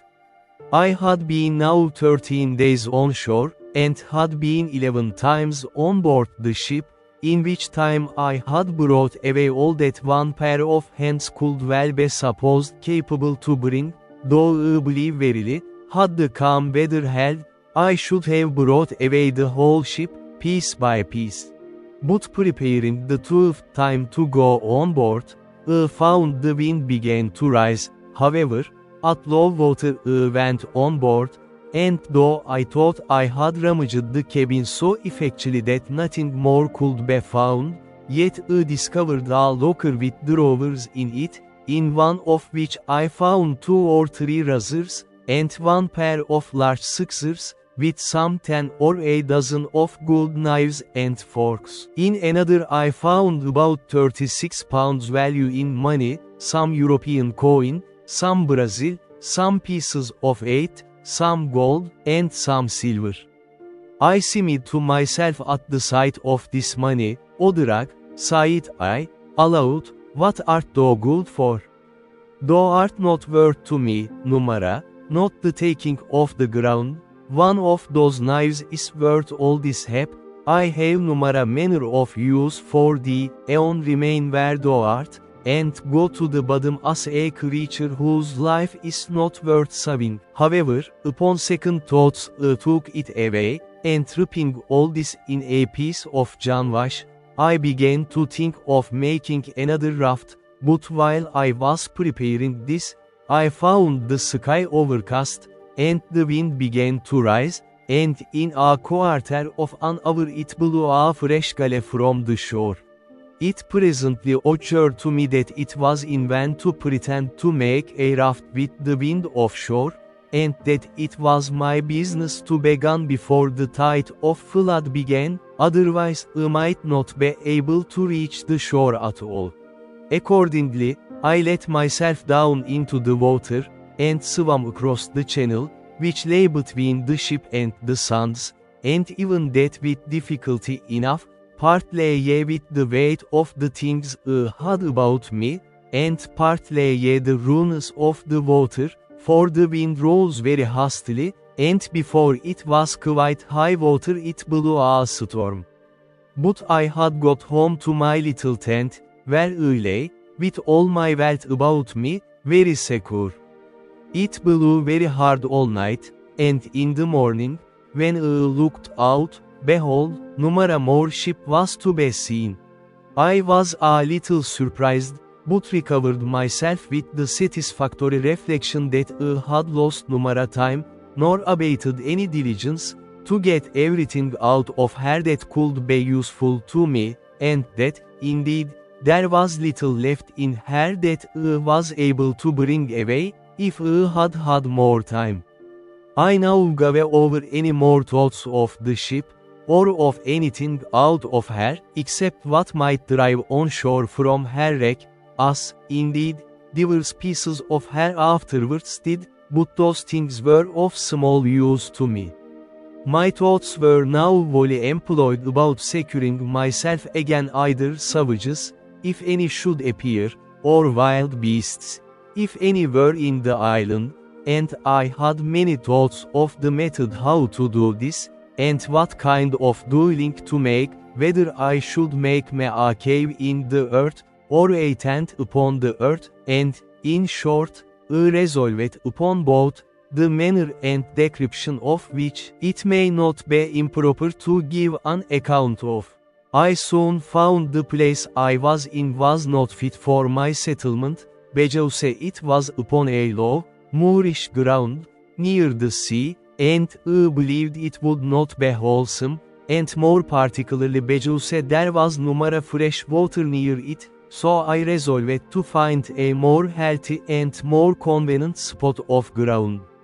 I consulted several things in my situation, which I found would be proper for me: bir taş, health and fresh water, I just now mentioned, 2 ndly, shelter from the heat of the sun, 3 rdly, security from ravenous creatures, whether man or beast, 4 thly, a view to the sea, that if God sent any ship in sight, I might not lose any advantage for my deliverance, of which I was not willing to banish all my expectation yet. In search of a place proper for this, I found a little plain on the side of a rising hill, whose front towards this little plain was steep as a house side, so that nothing could come down upon me from the top. On the one side of the rock there was a hollow place, worn a little way in, like the entrance or door of a cave, but there was not really any cave or way into the rock at all. On the flat of the green, just before this hollow place, I resolved to pitch my tent. This plain was not above 100 yards broad, and about twice as long, and lay like a green before my door, and, at the end of it, descended irregularly every way down into the low ground by the seaside. It was on the n v side of the hill, so that it was sheltered from the heat every day, till it came to a w, and by s, sun, or thereabouts, which, in those countries, is near the setting. Before I set up my tent I drew a half circle before the hollow place, which took in about 10 yards in etc semi-diameter from the rock, and 20 yards in etc diameter from etc beginning and ending. In this half circle I pitched 2 rows of strong stakes, driving them into the ground till they stood very firm like piles, the biggest end being out of the ground above 5 feet and a half, and sharpened on the top. The 2 rows did not stand above 6 inches from one another. Then I took the pieces of cable which I had cut in the ship, and laid them in rows, one upon another, within the circle, between these 2 rows of stakes, up to the top, placing other stakes in the inside, leaning against them, about 2 feet and a half high, like a spur to a post, and this fence was so strong, that neither man nor beast could get into it or over it. This cost me a great deal of time and labor, especially to cut the piles in the woods, bring them to the place, and drive them into the earth. The entrance into this place I made to be, not by a door, but by a short ladder to go over the top, which ladder, when I was in, I lifted over after me, and so I was completely fenced in and fortified, as I thought, from all the worldly, and consequently slept secure in the night, which otherwise I could not have done, though, as it appeared afterwards, there was no more need of all this caution from the enemies that I apprehended danger from. Into this fence or fortress, with infinite labor, I carried all my riches, all my provision, ammunition, and stores, of which you have the account above, and I made a large tent, which to preserve me from the rains that in one part of the year are very violent there, I made double, one smaller tent within, and one larger tent above it, and covered the uppermost with a large tarpaulin, which I had saved among the sails. And now I lay no more for a while in the bed which I had brought on shore, but in a hammock, which was indeed a very good one, and belonged to the mate of the ship. Into this tent I brought all my provision, and everything that would spoil by the wet, and having thus enclosed all my goods, I made up the entrance, which till now I had left open, and so passed and repassed, as I saw it, by a short ladder. When I had done this, I began to work my way into the rock, and bringing all the earth and stones that I dug down out through my tent, I laid them up within my fence, in the nature of a terrace, so that it raised the ground within about a foot and a half, and thus I made me a cave, just behind my tent, which served me like a jailer to my house. It cost me much labor and many days before all these things were brought to perfection, and therefore I must go back to some other things which took up some of my thoughts. At the same time it happened, after I had laid my sheme for the setting up my tent, and making the cave, that a storm of rain falling from a thick, dark cloud, a sudden flash of lightning happened, and after that a great clap of thunder, as is naturally the effect of it. I was not so much surprised with the lightning as I was with the thought which darted into my mind as swift as the lightning itself, oh, my powder. My very heart sank within me when I thought that, at one blast, all my powder might be destroyed, on which, not my defense only, but the providing my food, as I thought, entirely depended. I was nothing near so anxious about my own danger, though, had the powder took fire, I should never have known who had hurt me. Such impression did this make upon me, that after the storm was over I laid aside all my works, my building and fortifying, and applied myself to make bags and boxes, to separate the powder, and to keep it a little and a little in a parcel, in the hope that, whatever might come, it might not all take fire at once, and to keep it so apart that it should not be possible to make one part fire another. I finished this work in about a fortnight, and I think my powder, which in all was about 240 pounds weight, was divided in not less than 100 parcels. As to the barrel that had been wet, I did not apprehend any danger from that, so I placed it in my new cave, which, in my fancy, I called my kitchen, and the rest I hid up and down in holes among the rocks, so that no matter what might come to it, marking very carefully where I laid it.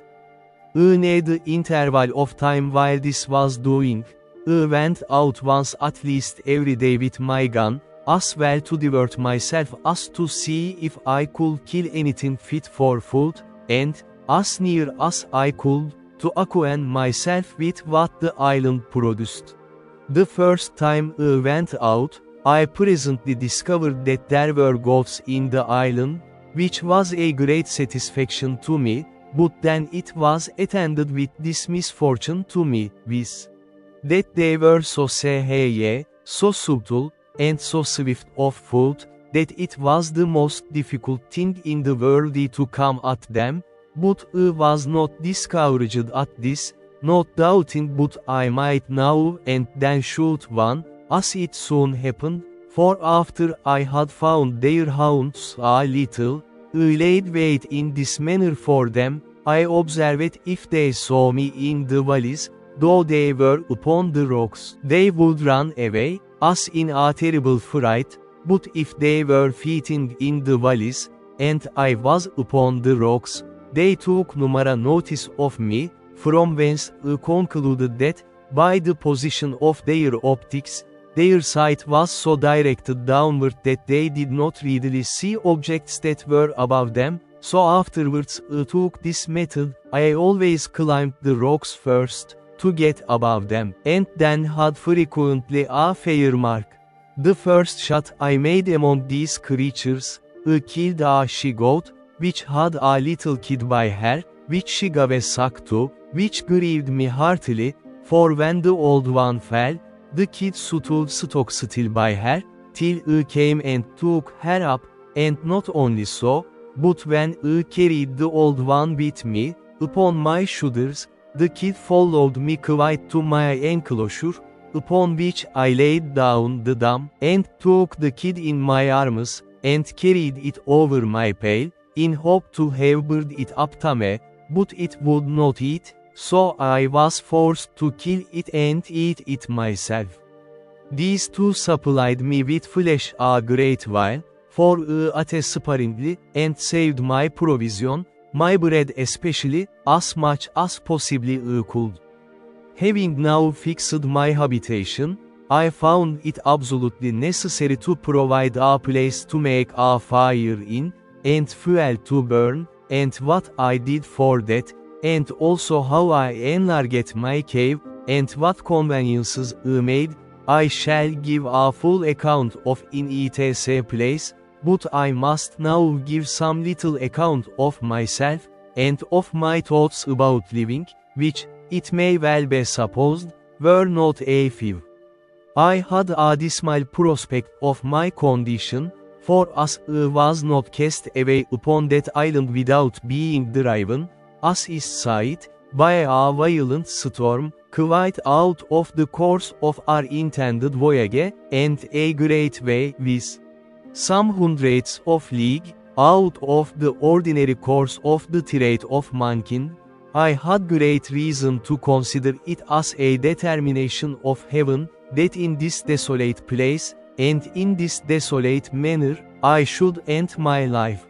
The tears would run plentifully down my face when I made these reflections, and sometimes I would expostulate with myself why Providence should thus completely ruin his creatures, and render them so absolutely miserable, so without help, abandoned, so entirely depressed, that it could hardly be rational to be thankful for such a life. But something always returned swift upon me to check these thoughts, and to reprove me, and particularly one day, walking with my gun in my hand by the seaside, I was very pensive upon the subject of my present condition, when reason, as it were, expostulated with me the other way, thus, well, you are in a desolate condition, it is true, but, pray remember, where are the rest of you? Did not you come, 11 of you in the boat? Where are the 10? Why were they not saved, and you lost? Why were you singled out? I say it better to be here or there. And then I pointed to the sea. All evils are to be considered with the good that is in them, and with what worse attends them.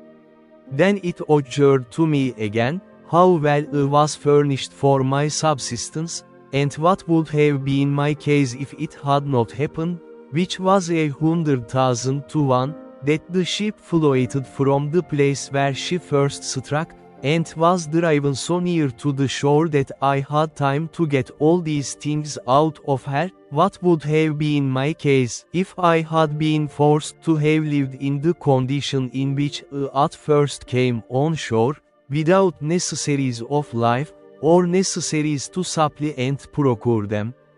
Particularly, said I, aloud, though to myself, what should I have done without a gun, without ammunition, without any tools to make anything, or to work with, without clothes, bedding, a tent, or any manner of covering, and that now I had all these to sufficient quantity, and was in a fair way to provide myself in such a manner as to live without my gun, when my ammunition was spent, so that I had a tolerable view of subsisting, without any want, as long as I lived, for I considered from the beginning how I would provide for the accidents that might happen, and for the time that was to come, even not only after my ammunition should be spent, but even after my health and strength should decay. I confess I had not entertained any notion of my ammunition being destroyed at one blast, I mean my powder being blown up by lightning, and this made the thoughts of it so surprising to me, when it lightened and thundered, as I observed just now. And now being about to enter into a melancholy relation of a scene of silent life, such, perhaps, as was never heard of in the world before, I shall take it from etc beginning, and continue it in etc order. It was by my account the 30th of September, when, in the manner as above cited, I first set foot upon this horrid island, when the sun, being to us in etc autumnal equinox, was almost over my head, for I reckoned myself, by observation, to be in the latitude of 9 degrees 22 minutes north of the line. After I had been there about 10 or 12 days, it came into my thoughts that I should lose my reckoning of time for want of books, and pen and ink, and should even forget the Sabbath days, but to prevent this, I cut with my knife upon a large post, in capital letters, and making it into a great cross, I set it up on the shore where I first landed. I came on shore here on the 30 September 1659. Upon the sides of this square post I cut every day a notch with my knife, and every seventh notch was as long again as the rest, and every first day of the month as long again as that long one, and thus I kept my calendar, or weekly, monthly, and yearly reckoning of time. Sonra, getirdiğim birçok şey arasında şunu gözlemlemeliyiz: yukarıda belirtildiği gibi, birkaç seferde gemiden çıktım. Onda, daha az değerli ama bana hiç de daha az faydalı olmayan birkaç şey aldım, ki daha önce yere inmeyi unuttum, özellikle kalemler, mürekkep ve kağıt gibi birkaç kaptanın, yardımın, topçunun ve marangoz bakımı, 3 ya da 4 pusula, bazıları matematiksel aletler, kadranlar, perspektifler, haritalar ve navigasyon kitapları, hepsini ben ister istesem de istemem de bir arada toplanmıştı. Ayrıca, 3 tane çok İngiltere'den yükümle gelen ve paketlediğim iyi İncil'ler eşyalarımın arasında, bazı Portekizce kitaplar da ve aralarında 2 ya da 3 kişi papalık dua kitapları ve birkaç başka kitap, hepsini dikkatle sakladım.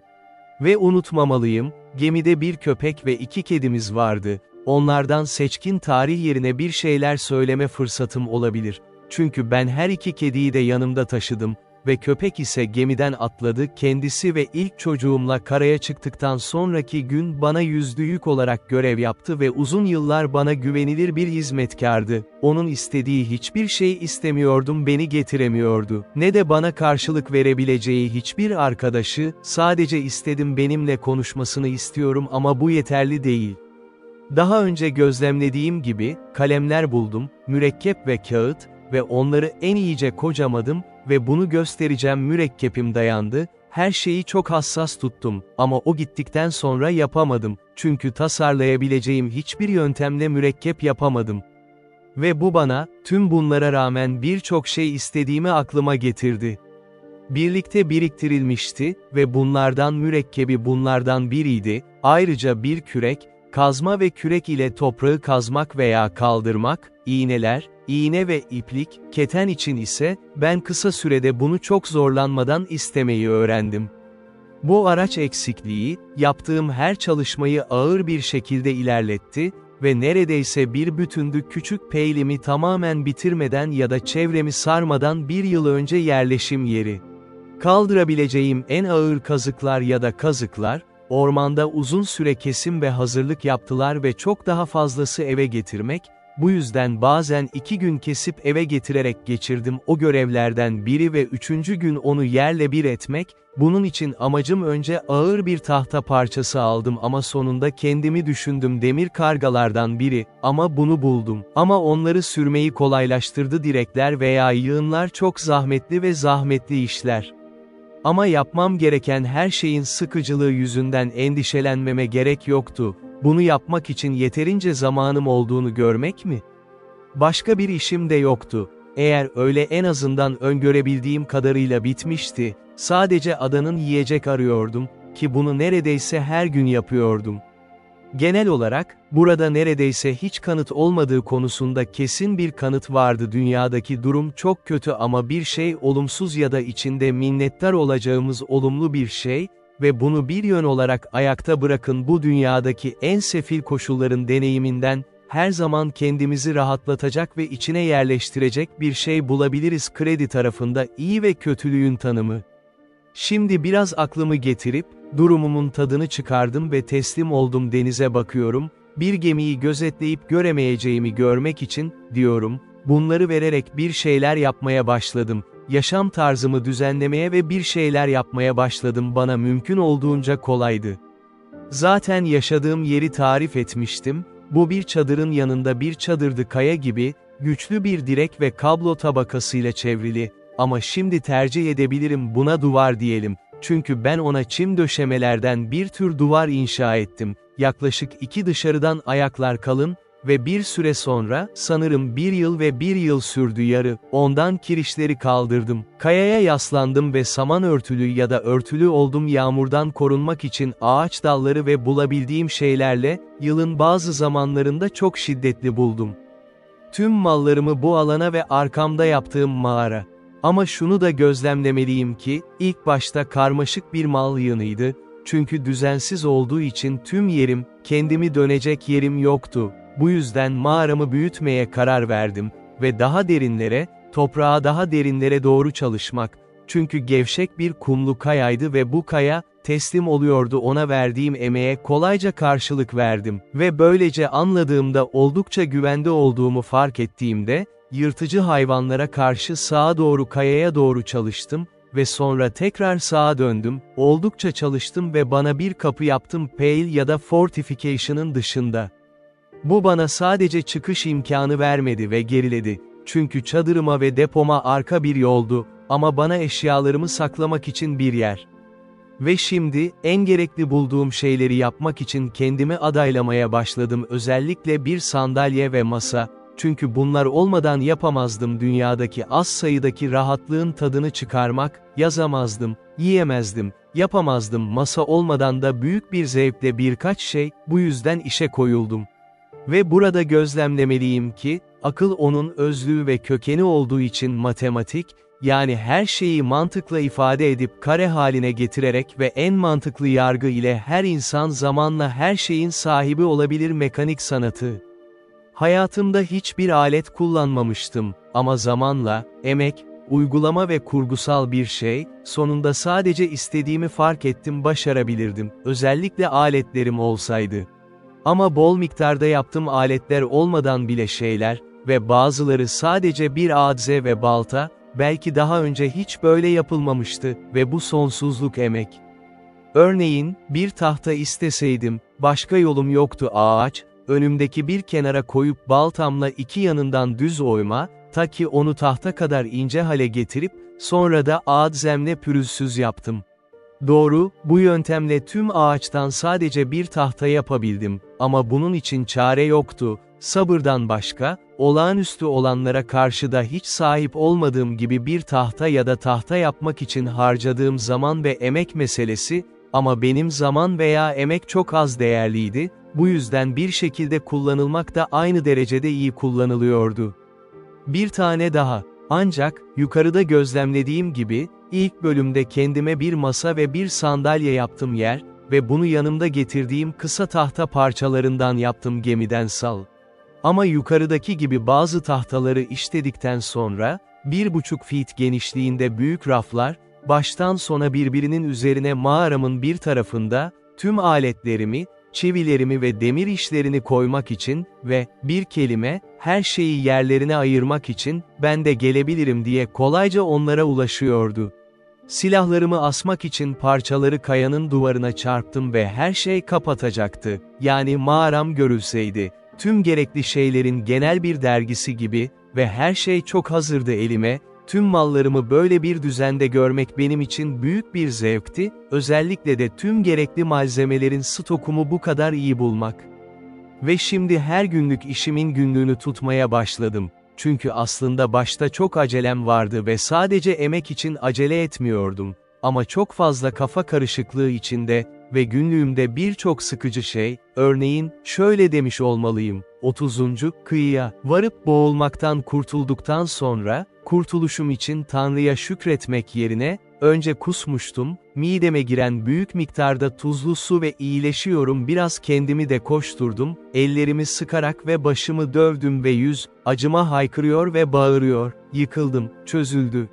Dedi, ta ki yorgun ve baygın halde yere uzanmak zorunda kaldım dinlenmeye cesaret etmesin, ama yutulmaktan korktuğun için uyumaya cesaret etmesin.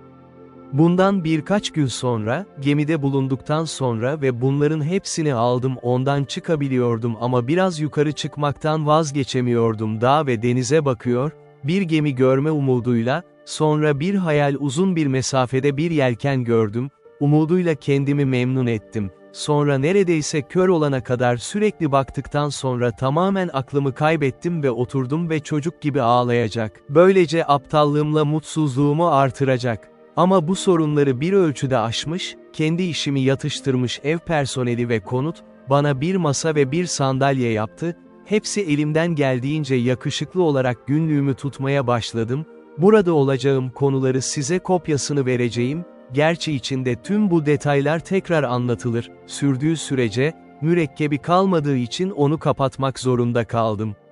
Ben, zavallı Robinson Crusoe, gemi enkazına düşüyorum korkunç bir fırtına yaklaşırken, bu kasvetli karaya çıktı, talihsiz ada, ona, Umutsuzluk Adası, adını verdim, tüm gemi ekibinin geri kalanının boğulması, ben ise neredeyse ölü halde olmam. Günün geri kalanını kendimi kasvetli bir şekilde çekerek geçirdim getirildiğim koşullar, yani. Ne yiyeceğim, ne evim, ne kıyafetim vardı, silah değil, uçacak yerde ve herhangi bir rahatlama umutsuzluğu içinde, sadece bir şey gördü önümde ölüm, ya vahşi hayvanlar tarafından yenilmek, öldürülmek vahşiler tarafından ya da yiyecek eksikliği nedeniyle açlıktan ölmek. Gece yaklaşırken vahşi yaratıklardan korktuğu için bir ağaçta uyuyordu, ama derin uykuya dalmıştı, yine de bütün gece yağmur yağdı. Ekim 1. Sabah, büyük şaşkınlıkla, gemiyi gördüm yüksek gelgitle birlikte yüzmüş ve çok daha yakın bir yere tekrar kıyıya sürülmüştü. Ada, ki bu, bir yandan biraz rahatlıktı, onun setini görmek için dik duruyordu ve paramparça olmamıştı, rüzgar durursa binebilirim diye umuyordum borta binmek ve rahatlamak için ondan biraz yiyecek ve gerekli şeyler almak, böylece devam ediyorum. Diğer yandan, yoldaşlarımın kaybının acısını yeniledi, ki onlar, hayal ettim, hepimiz gemide kalsaydık, gemiyi kurtarabilirdik ya da en azından, hepsinin boğulmaması gibi, ve bu, adamlar kurtarıldı, belki harabelerden bir tekne inşa etmiştik. Bizi dünyanın başka bir yerine götüren gemisi. Çok büyük bir kısmını harcadım bugünün bu konularda kendimi şaşırtmak, ama sonunda, gemi neredeyse kurumuşken, kumun üzerine olabildiğince yaklaştım ve sonra yüzmeye devam ettim bort.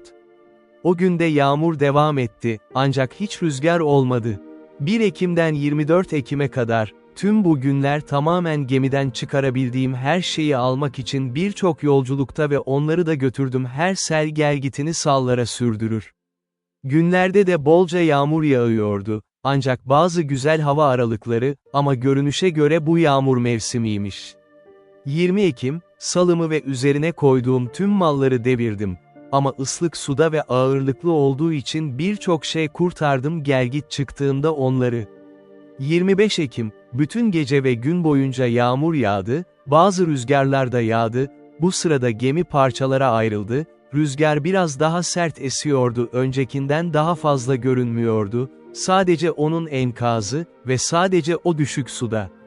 Bugünü, elimdeki malları korumak ve güvence altına almakla geçirdim yağmurun onları bozmaması için kurtarılmıştı. 26 Ekim, neredeyse bütün gün kıyıda yürüdüm, bir şey öğrenmek için yerleşim yerimi tamir edeceğim bir yer, kendimi herhangi bir saldırıdan korumak için büyük endişe duydum gece saatlerinde, ya vahşi hayvanlardan ya da insanlardan. Geceye doğru bir yer, bir kayanın altında ve kampım için yarım daire işaretlemişti, bunu bir iş, duvar veya tahkimatla güçlendirmeye karar verdim, içi kablolarla, dışarısı çimle çevrili çift kazıklar. 26'dan 30'una kadar tüm mallarımı yeni arabama taşımak için çok çalıştım yerleşim yeri, ancak zaman zaman aşırı şiddetli yağmur yağıyordu. 31'inde sabah, silahımla adaya çıktım, biraz yiyecek ve ülkeyi keşfetmek, bir dişi keçiyi ve onun çocuğunu öldürdüğümde beni eve kadar takip etti, sonra onu da öldürdüm çünkü beslenmiyordu. Kasım 1. Çadırımı bir kayanın altına kurdum ve orada yattım. İlk gece, mümkün olduğunca büyük yapmaya çalışıyorum, kazıklar çakarak hamakta durun. Kasım 2. Tüm sandıklarımı, tahtalarımı ve parçalarını kurdumsallarımı yapan ve etrafımda biraz çit oluşturan kerestelerden tahkim için ayırdığım yerde. Kasım 3. Silahımla dışarı çıktım ve ördek gibi 2 tokuş öldürdüm, ki çok iyi yemeklerdi. Öğleden sonra bana bir masa yapmak için işe başladım. Kasım 4. Bu sabah çalışma saatlerimi, gitme saatlerimi sıralamaya başladım. Silahımı dışarı çıkarmak, uyku zamanımı ve dikkat dağıtma zamanı, yani her sabah, yani yağmur yağmazsa silahımla 2 ya da 3 saat dışarı çıktım, sonra kendimi saat 11'e kadar çalışmaya çalıştım, sonra gerekeni yiye yaşamaya devam et, ve 12 ile 2 arasında uyumak için uzandım. Hava şöyleydi, aşırı sıcak. Sonra akşam tekrar çalışmaya başladı. Çalışma kısmı bugün ve sonraki gün tamamen masamı hazırlamakla meşguldü. Çünkü henüz ama çok üzücü bir işçiydi. Ama zaman ve zorunluluk beni tamamen doğal yaptı. Kısa süre sonra bir mekanik oldu. Sanırım başkalarının yapacağı gibi. Kasım 5. Bugün silahım ve köpeğimle dışarı çıktı ve bir kişiyi öldürdü. Yabani kedi, teni oldukça yumuşaktı ama eti hiçbir işe yaramıyordu. Her yaratık öldürdüğüm derileri alıp korudum. Geri dönüyor deniz kıyısında, anlamadığım birçok deniz kuşu gördüm, ama şaşırmış ve neredeyse korkmuştum. 2 ya da 3 mühürle, ki ben bakıyor, ne olduklarını iyi bilmeden denize girdi ve benden kaçtı o zaman için. Kasım 6. Sabah yürüyüşümden sonra tekrar masamla çalışmaya başladım ve bitirdi. Ama hoşuma gitmedi ve bunu öğrenmem uzun sürmedi onar. Kasım 7. Şimdi hava iyi olmaya başladı. 7'si, 8'i, 9, 10 ve 12'sinin bir kısmı, çünkü 11'i pazar günüydü, tamamen bana bir sandalye yap ve çok fazla uğraşarak katlanılabilir bir şekle getirme ama asla beni memnun etmek için ve yapım sırasında bile birkaç kez parçalara ayırdım. Not, kısa sürede pazar günlerini ihmal ettim, çünkü işaretimi atlamak gönderimde hangisi olduğunu unuttum.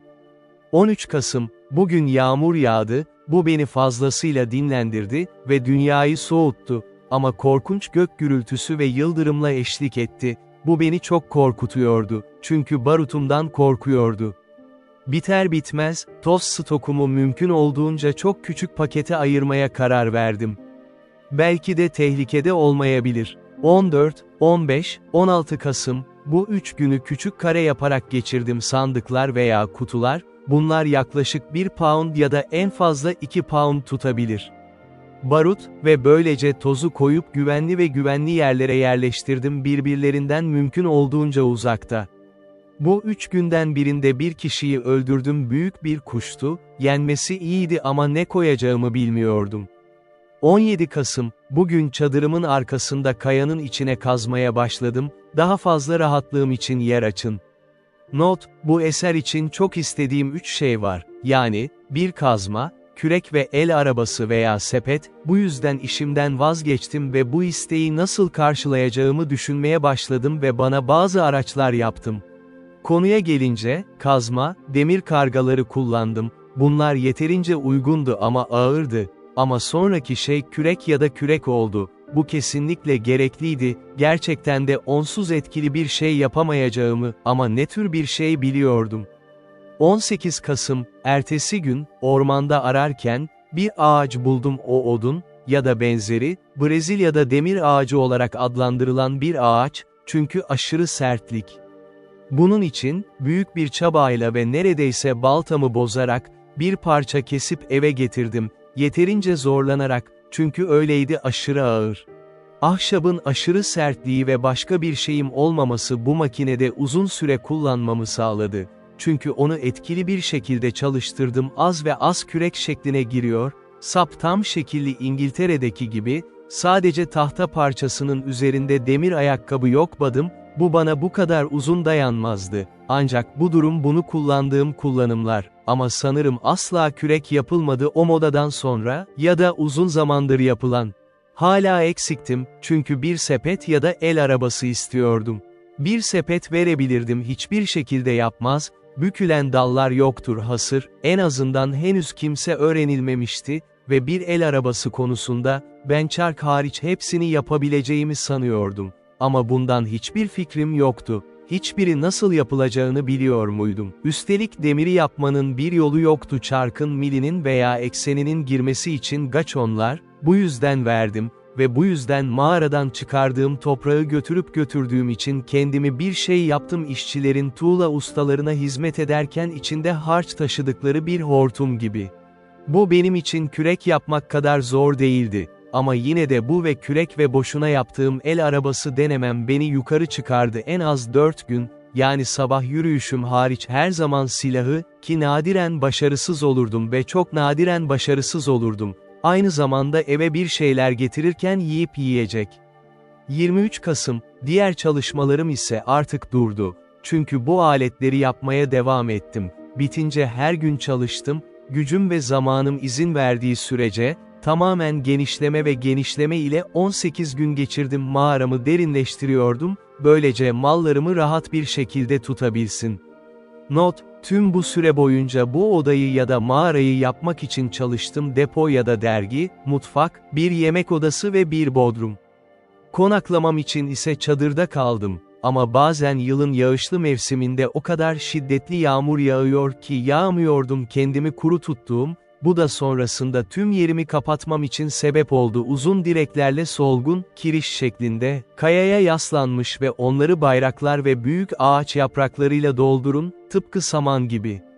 10 Aralık, şimdi mağaramın ya da kasamın bittiğini düşünmeye başladım. Ne zaman aniden, sanırım çok büyük yapmıştım, büyük miktarda toprak çöktü bir tarafta yukarıdan aşağı, o kadar ki, kısacası beni korkuttu. Ama korkuttu sebepsizce de, çünkü eğer altında olsaydım, asla istemezdim mezar kazıcı.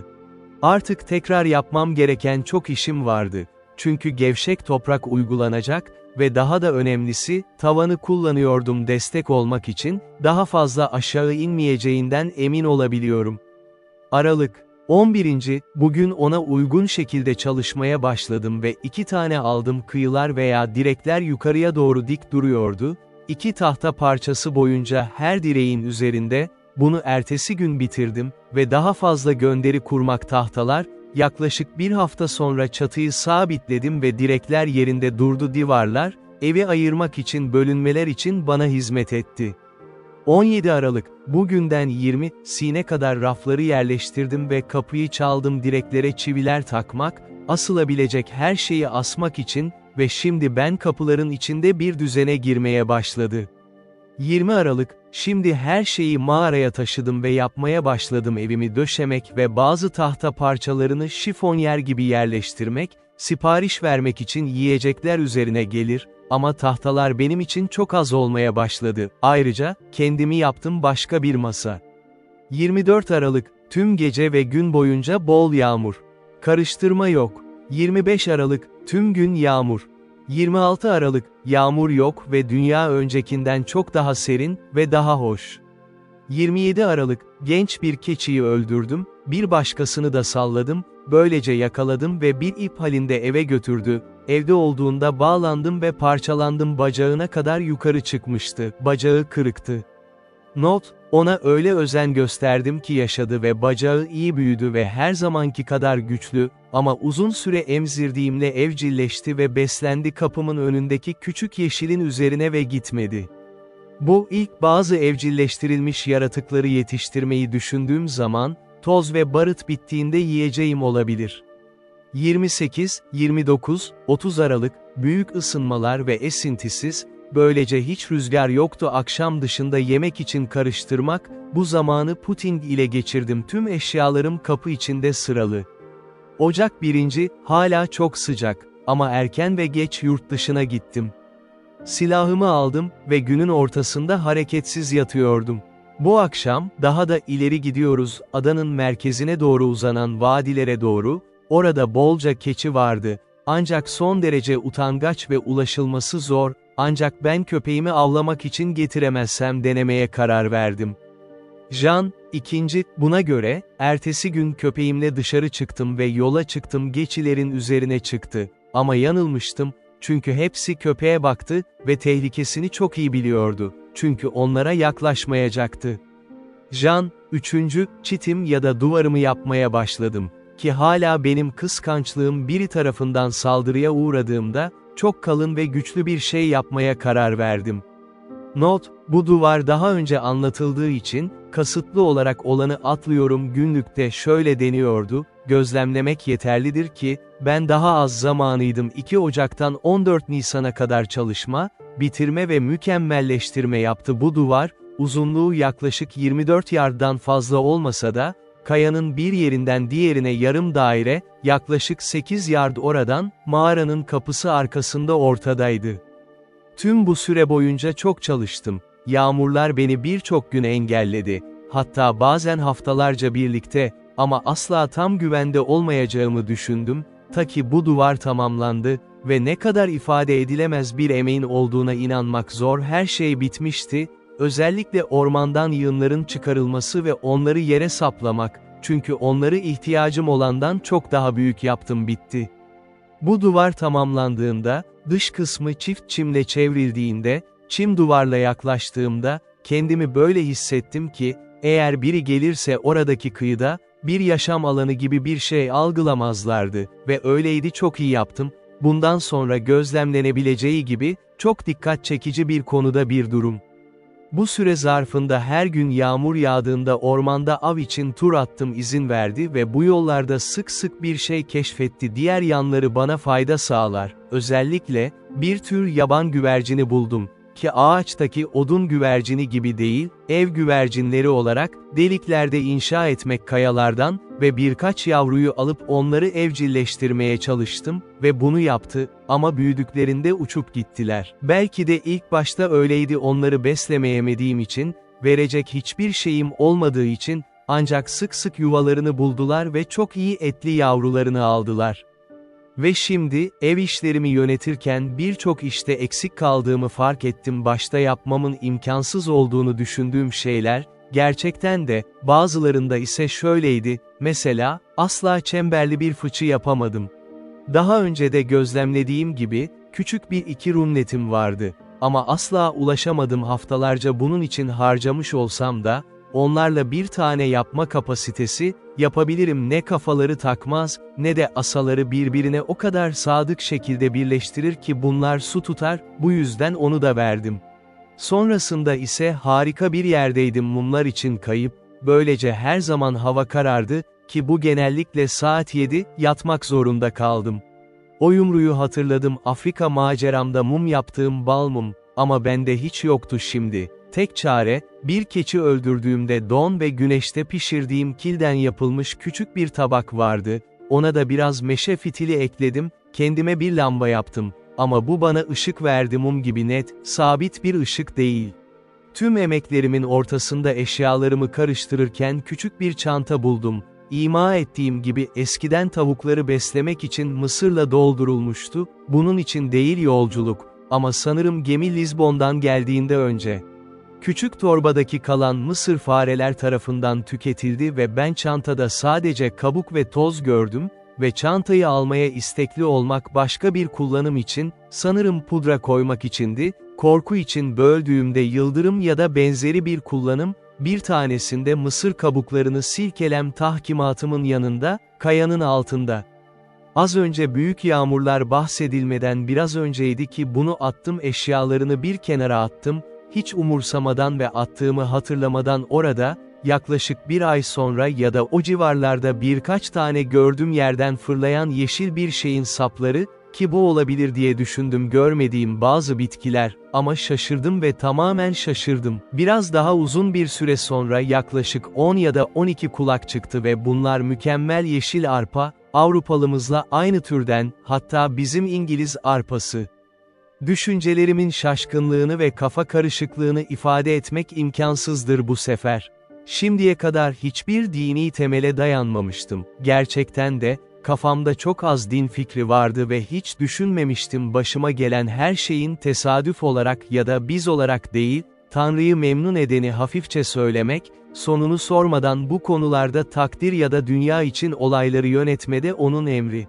Ama orada arpa yetiştirdiğini gördükten sonra, bunun uygun olmadığını bildiğim bir iklimde Mısır ve özellikle nasıl geldiğini bilmediğim için beni şaşırttı garip bir şekilde ve Tanrı'nın mucizevi bir şekilde tahılını tohum ekilmeden büyütüyor ve tamamen benim için yönlendirilmişti o vahşi, sefil yerde bez.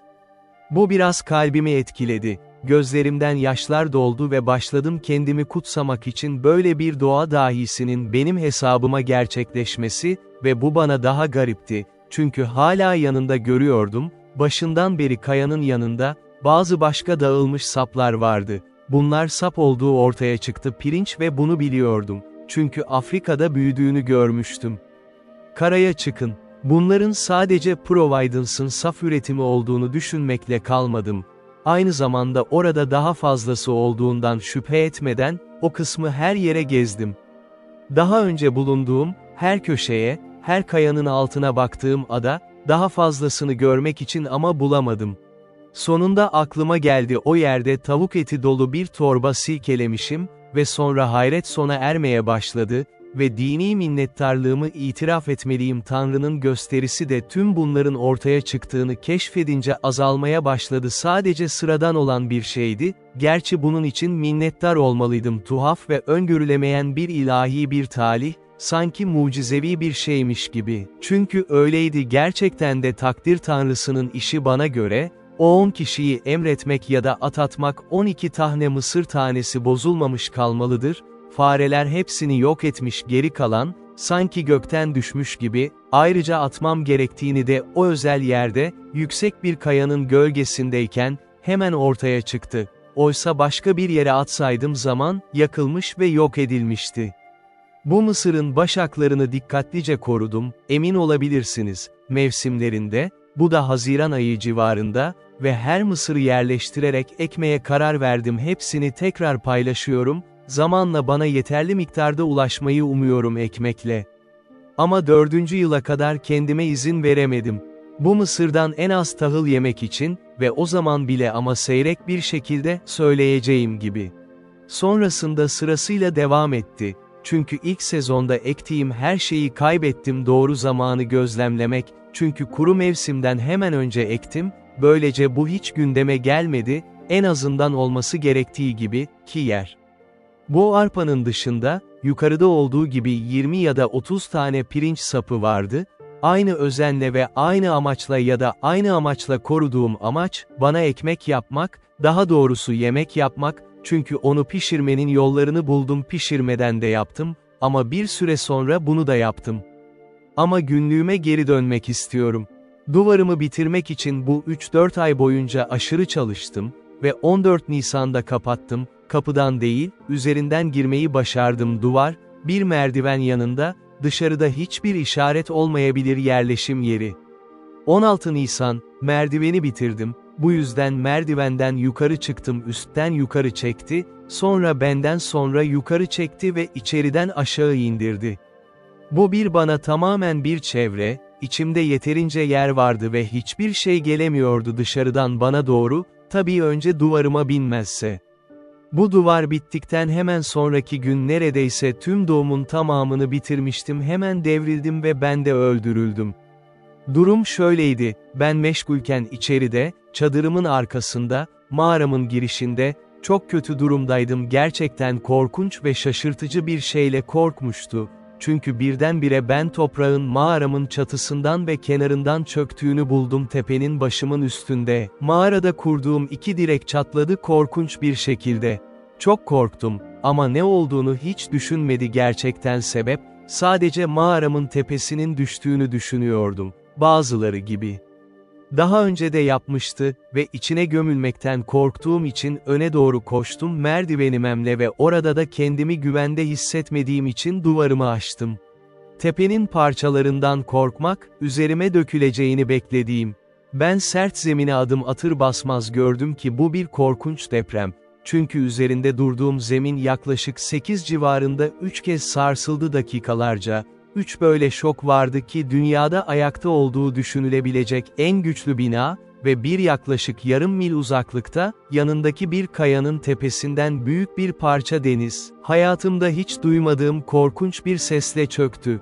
Denizde algılandığı için şiddetle hareket ettirildi ve inanıyorum su altında şoklar adadakilere göre daha güçlüydü. Hiçbir zaman böyle hissetmemiştim, o şeyin kendisine çok hayran kalmıştım. Hiç böyle hissetmemiştim, herhangi biriyle konuşurdum, ölü ya da sersemlemiş biri gibiyim ve yerin hareketi midemi bulandırdı, denize fırlatılmış bir şey gibi, ama kayanın düşme sesi beni uyandırdı ve uyandırdığı içinde olduğum sersemlemiş durumdan dolayı beni dehşetle doldurdu ve düşündüm o zaman çadırımın ve tüm ev eşyalarımın üzerine düşen tepeden başka bir şey yoktu ve hepsini bir anda gömdü ve bu ikinci kez ruhumu içimde gömdü. Üçüncü şok geçtikten sonra ve bir süre artık hissetmediğimden sonra cesaret edin, ama yine de korkudan duvarımı aşacak kadar kalbim yoktu, canlı diriliyor ama yere hareketsiz oturmuş, çok çökmüş ve ne yapacağını bilemeyen, üzgün. Tüm bunlar boyunca en ufak bir şey yoktu, ciddi dini düşünce, sadece sıradan, "Rab merhamet et ben," diye anlattı ve bitince o da geçti. Böyle otururken, hava bulutlu ve bulutlanıyordu, sanki öyle olacakmış gibi yağmur. Kısa süre sonra rüzgar yavaş yavaş yükseldi. Böylece yarım saat içinde korkunç bir kasırga püskürtü, deniz birden harekete geçti, köpük ve köpükle kaplanmış, kıyı ise su, ağaçlar köklerinden koparılmıştı ve korkunç bir fırtınaydı. Bu yaklaşık 3 saat sürdü, sonra azalmaya başladı ve 2 saat sonra oldukça sakinleşti ve çok şiddetli yağmur yağmaya başladı. Tüm bunlar boyunca yerde otururken çok korkmuş ve üzgün, birdenbire aklıma geldi, bu rüzgarlar ve yağmurların depremin sonuçları olduğu, deprem bitmiş ve bitmişti, belki de mağarama tekrar girebilirim. Bu düşünceyle ruhum canlanmaya başladı ve yağmur da yardımcı oldu, beni ikna etti, içeri girdim ve çadırıma oturdum. Ama yağmur çok şiddetliydi, çadırımın onunla birlikte yıkılmaya hazır olduğunu ve zorla içeri girmek zorunda kaldım. Mağaram, çok korkmuş ve huzursuz olsa da, üstüme düşmesi korkusuyla kafa.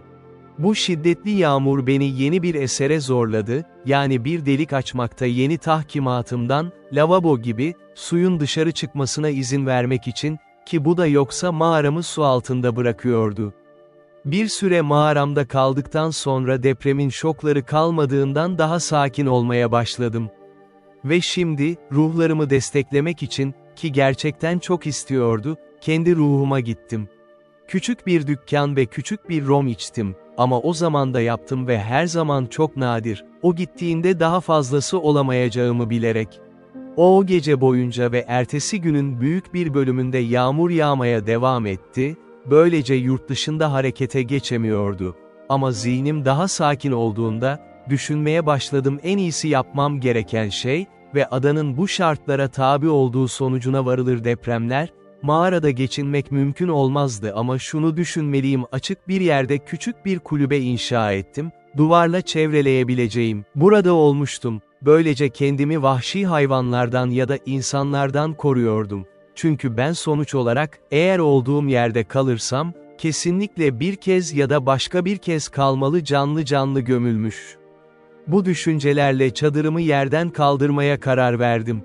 Tepenin asılı uçurumunun hemen altında duruyordu ve eğer tekrar sarsılırsa, kesinlikle çadırımın üzerine düşerdi ve ikisini harcadım. Sonraki günler, 19 ve 20 Nisan'da, nerede ve nasıl yapılacağını planlamakta, yerleşim yerimi kaldırın.